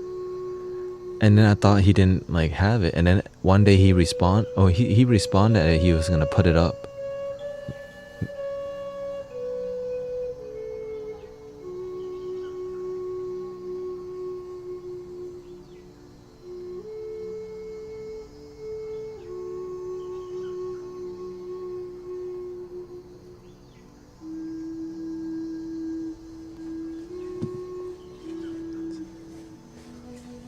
So that's the lowest.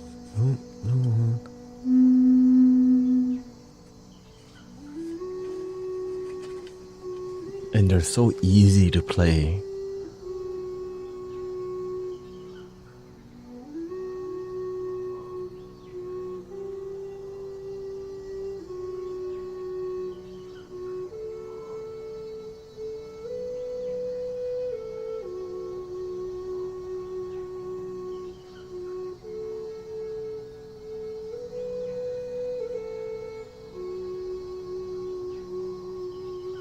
Not really feeling his playing, but it's all good. At least he's enjoying it.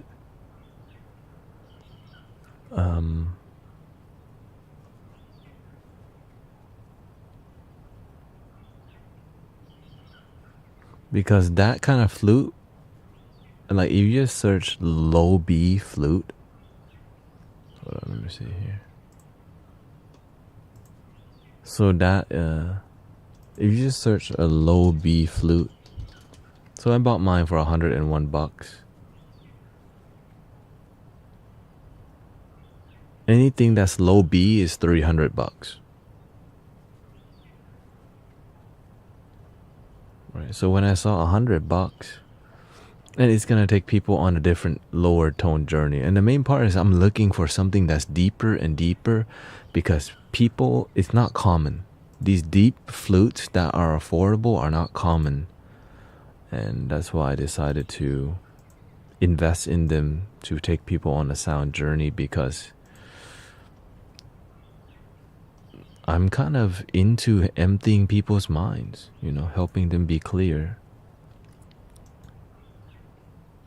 And also it's fun to hear the different varieties of flutes. Okay, so let me...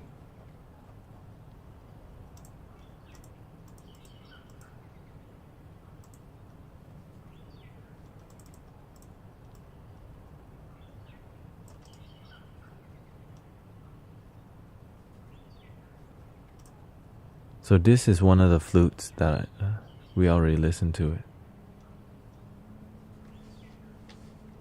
There's 2 videos.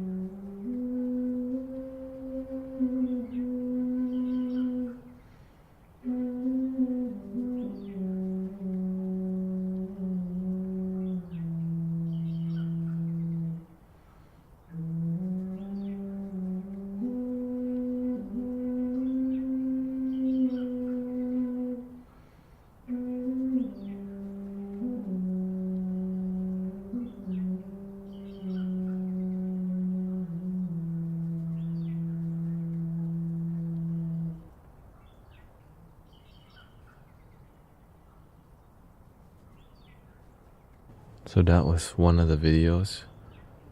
All right. The other one So that one is called an Akibono. Deep Zen Transverse Low F. Okay. The other flute is called a Harajoshi. Harajoshi. At first I was just gonna buy one, but once I realized, freak. Because when you take somebody to a certain dimension and you have a variety of flutes, you can take them on a different kind of journey. And that's how I see things. Variety matters to me because nowadays people's mind is all over the place. So instead, you guide them with sound, but people get bored after a while. So this is the other flute.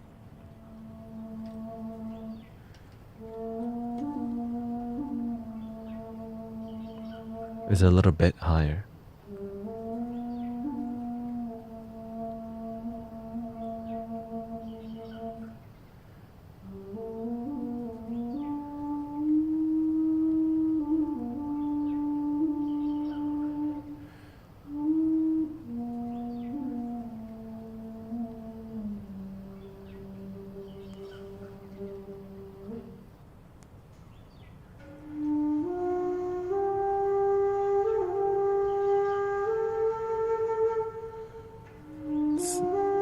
Wait. I don't think that.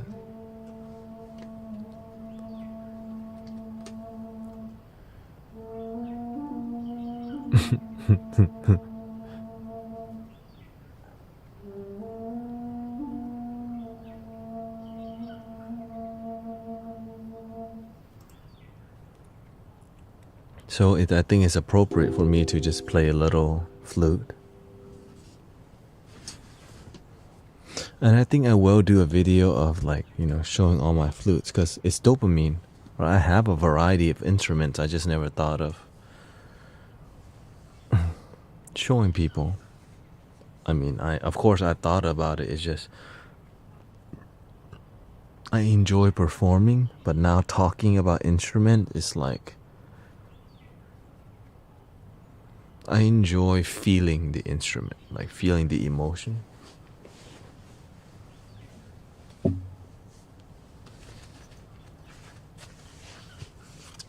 So this is a G sharp. If you care. I just figured out it's a G sharp.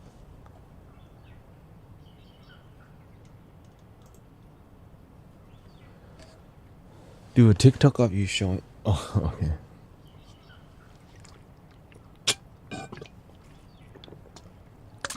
Yeah. So this is called a bansuri. It's an Indian flute. Absolutely love. This is 36-inch Indian flute. Is my deepest. Currently is my deepest flute. You accompany this by a little. It's called a tanpuri. Tanpuri.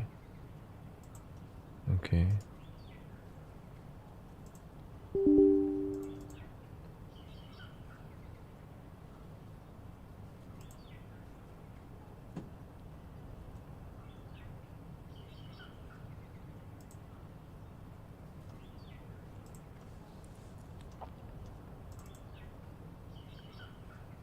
So I'm gonna play it. Let me lower the volume. Make sure the volume's.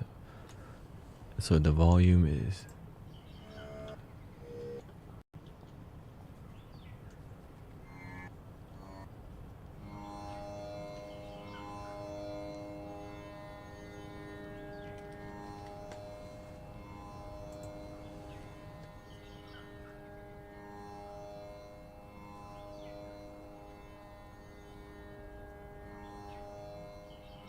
It's literally taller than me.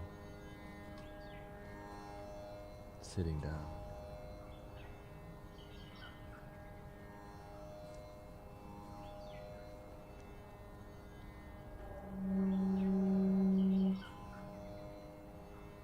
Wait, I think this is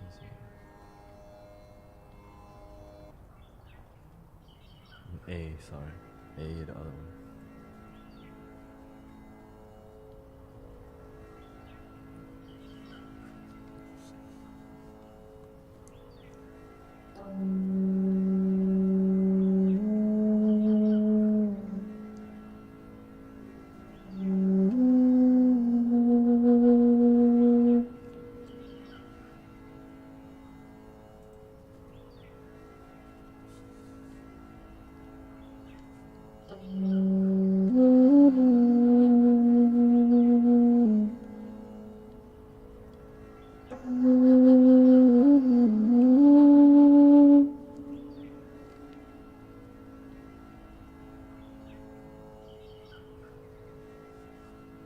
Tanpuri.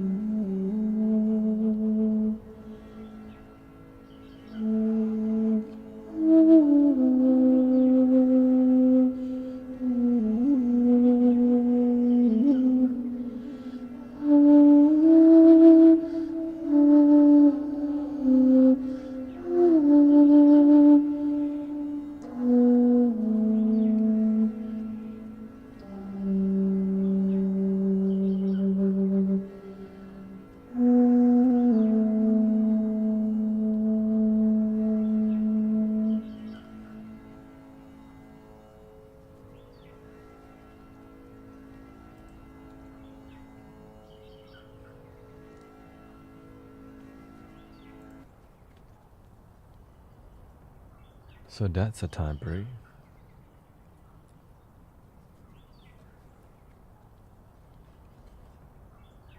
The other flute, this is a Bansuri. Bansuri. Now I have 3 other Bansuris. This is an A. The other one I have is a G sharp. Then I don't even know the rest. Because I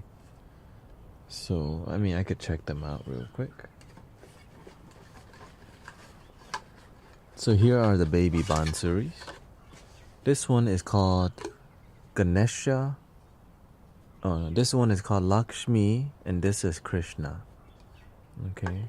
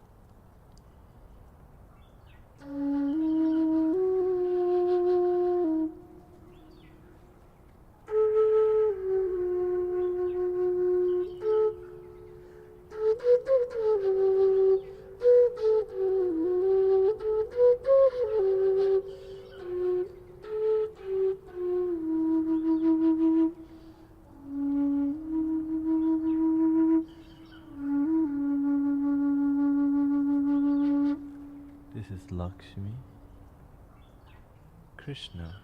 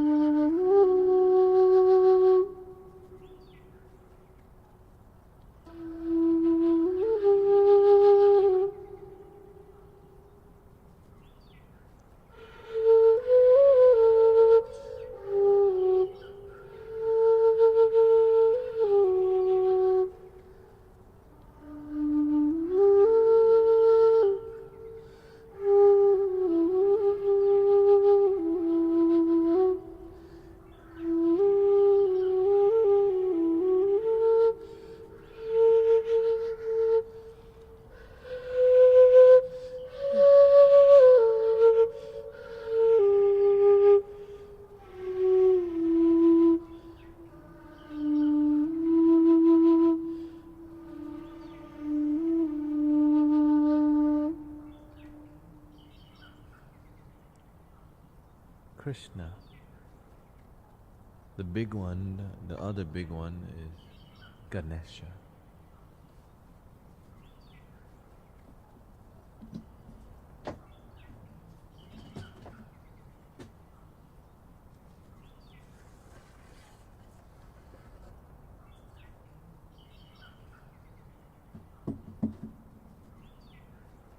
Ganesha. This is the hardest flute to play because the holes are a lot bigger. As you can see, look at the holes. Okay. The one that's lighter, the holes are way bigger.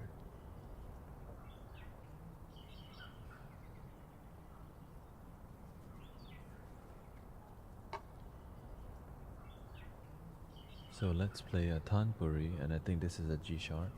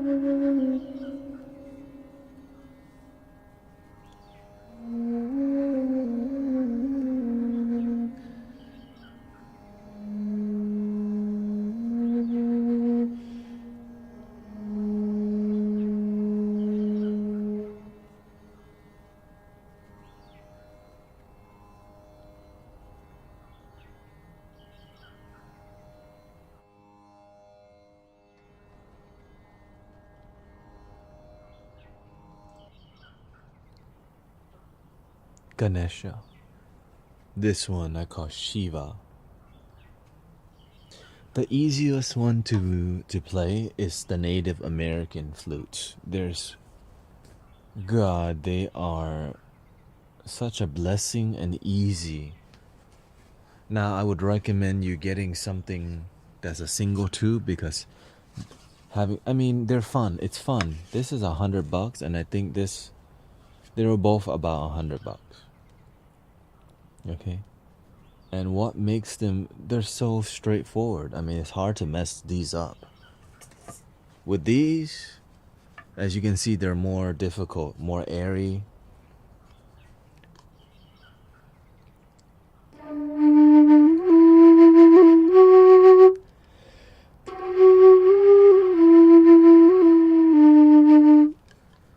Right, there's some this one, just blow.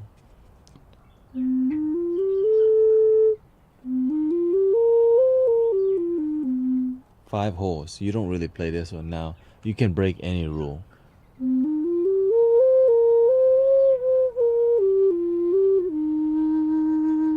But to make it sound good, you have to learn to create reverberation. Okay? Which is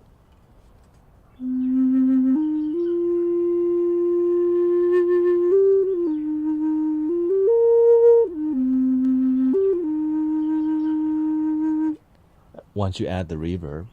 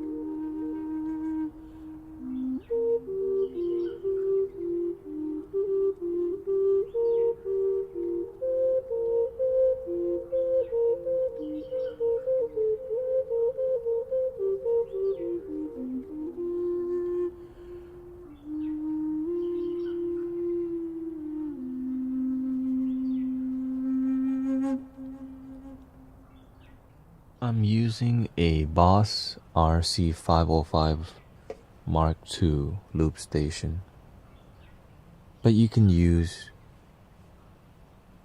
the TikTok app to create reverb. Now the last flute in here that I have that was gifted to me by Kim Colmer is a beautiful sounding flute called the Kena. I believe this is called the Kenacho. The Kena is a bit small. The Kenacho is a little bit bigger and a little bit, but it sounds like a Peruvian fairy.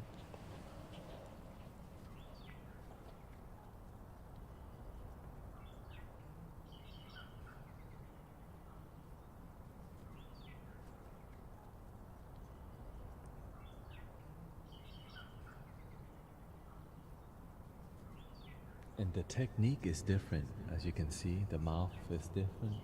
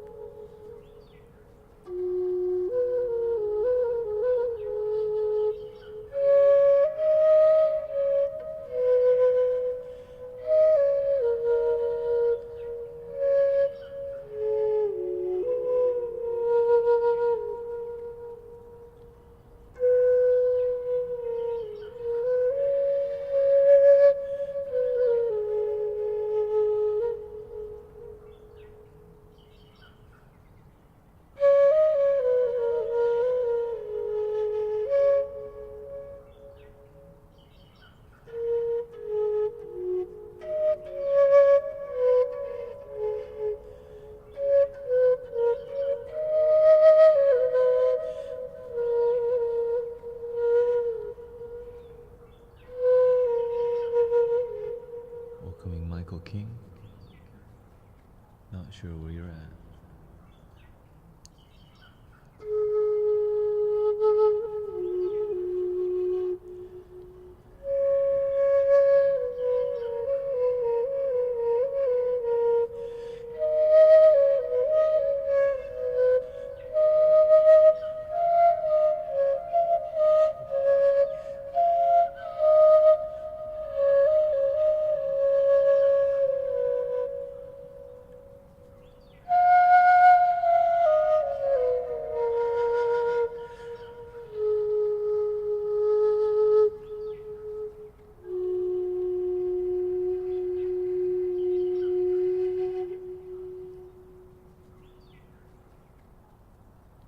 De que nacho.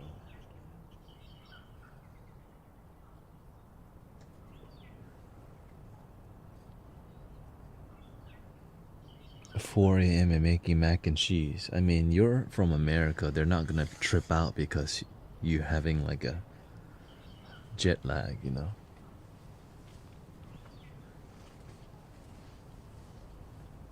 The only thing left to show you before I end the stream, because, you know, do other stuff. So I have a bag for flutes. Literally, this is my bag of flutes.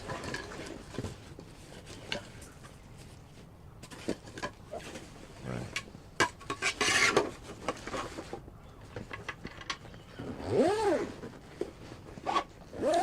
There are other instruments that are flute that I cannot show you because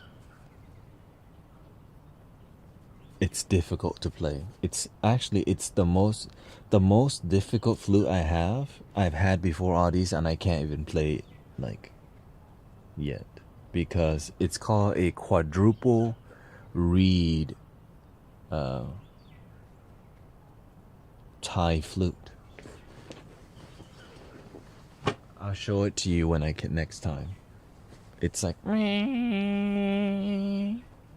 a quadruple reed drone flute that is classically played in Thai theater. But golly, it's like playing a flute and a didgeridoo in one. But more sharper, more precise, and also not very meditative. That's the reason why I don't bring it on the stream, because it's not a meditative instrument. It's like a energy clearing instrument.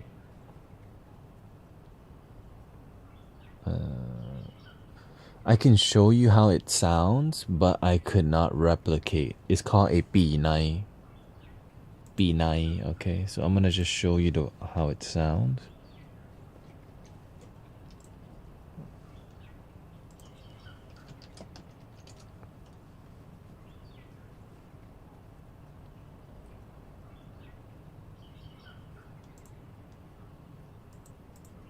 Here's how it sounds.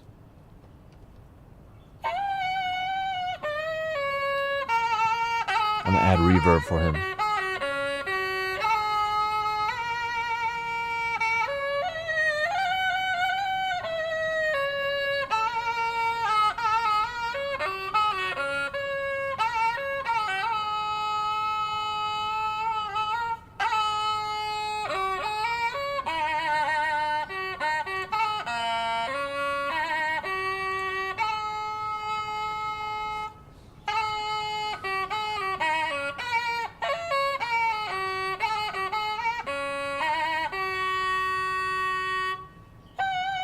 Is a quadruple reed oboe.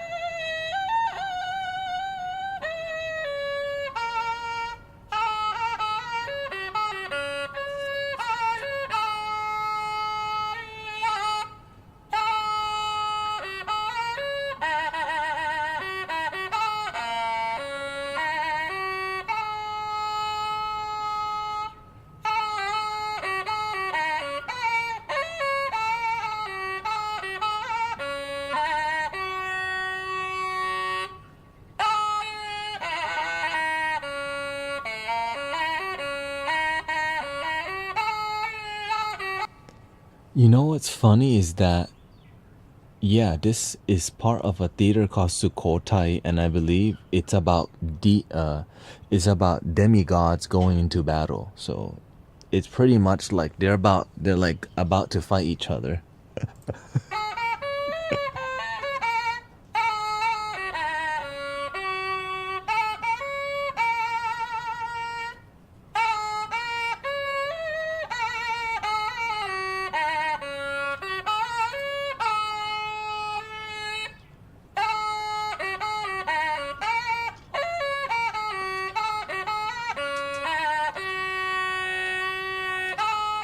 Yeah, like how can I show you?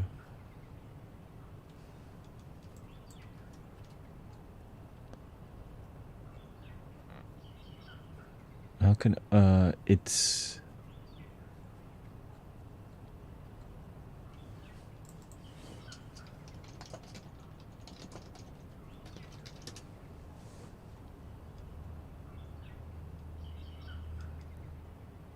yeah, it's something like this. Let's see if it has commercials. Okay.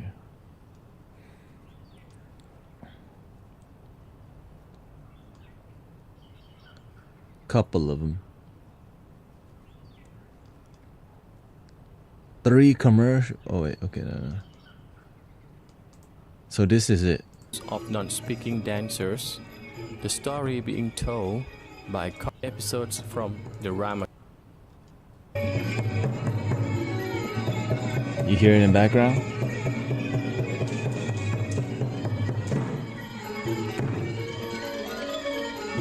So it's demigods going into battle in heaven, literally.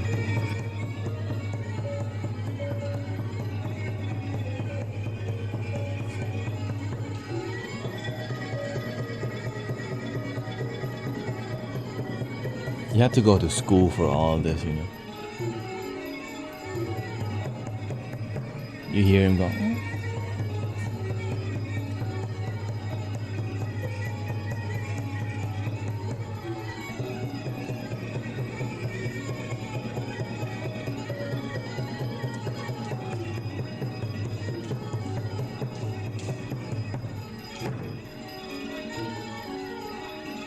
Yeah, they're good. They're going off.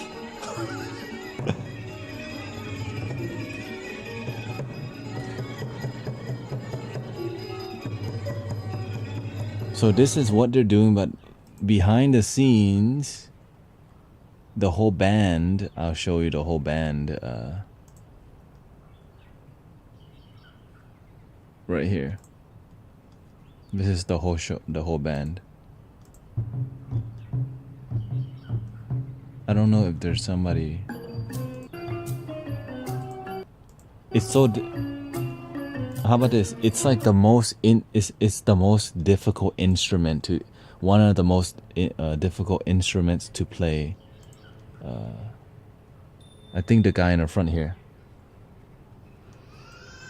That's why I can't play. I'm just like, I need a teacher.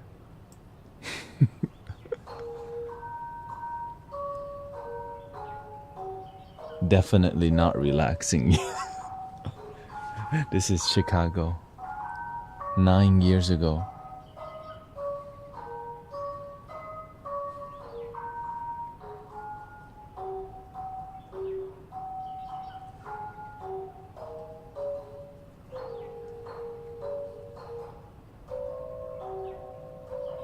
So this is not the same. It's a similar instrument, but it's a different variation. Let me just skip to when he starts blowing. It's such an interesting instrument.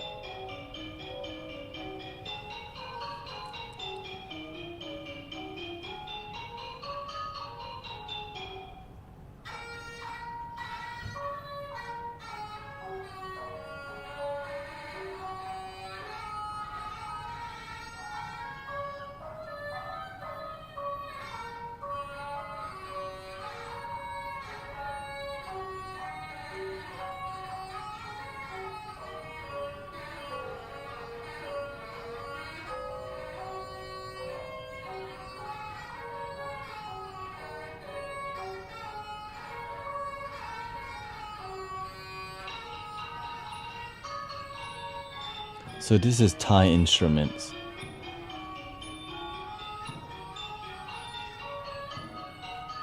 So to me, I grew up playing all this stuff. Like I played the instrument in the middle,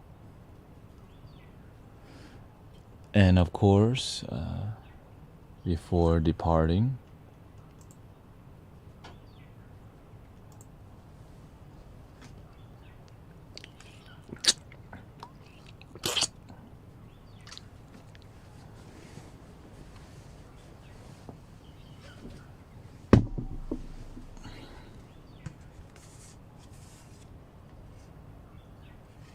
My joint.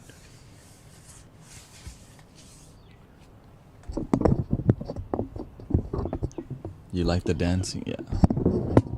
I grew up doing Thai dancing, but not that classical. Not that stuff. That just more you had to be trained.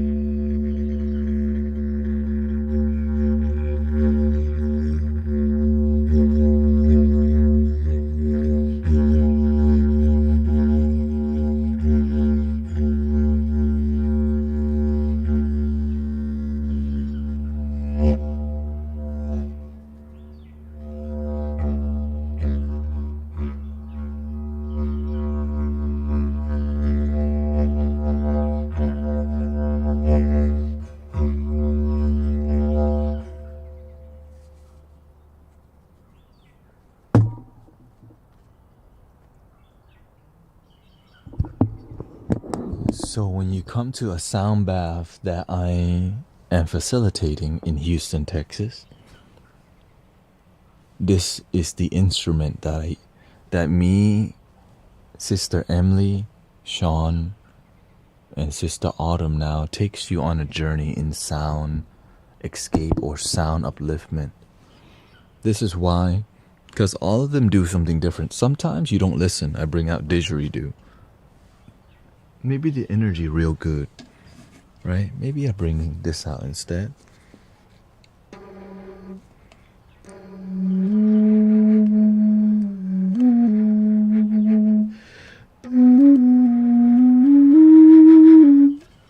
Right? So it all creates a certain journey. So this is an Indian, more guru vibe. The Japanese flutes are on the way, so you get a more Eastern Japanese vibe, right? Then you have the Native American, which is really humble, grounded, and strong warrior-like vibe. And the didgeridoo brings the Aboriginal, and then we have the drums, and we have the crystal singing bowls, and we have the Tibetan bowls, and we have the gong, then we have the tingshas, then we have the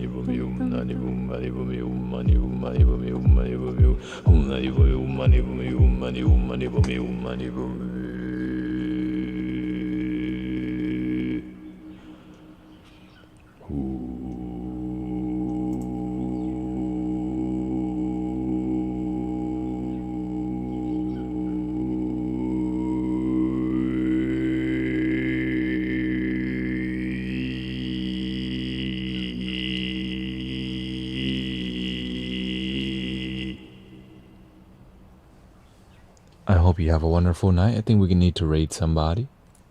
I hope you enjoy today's stream. Yeah, I think my goal is to share more of the instruments that I have. Even though I may not be a master, but I do enough to help open people's heart. That's my goal. That is my calling. So today we're gonna raid Mystic Medium Jenny Leah. Thank you to all the practitioners here who meditate, who are positive, who are doing the best to improve themselves, lose weight, quit drugs, be a good father and mother, be a good son and daughter, be good people. Love your damn self.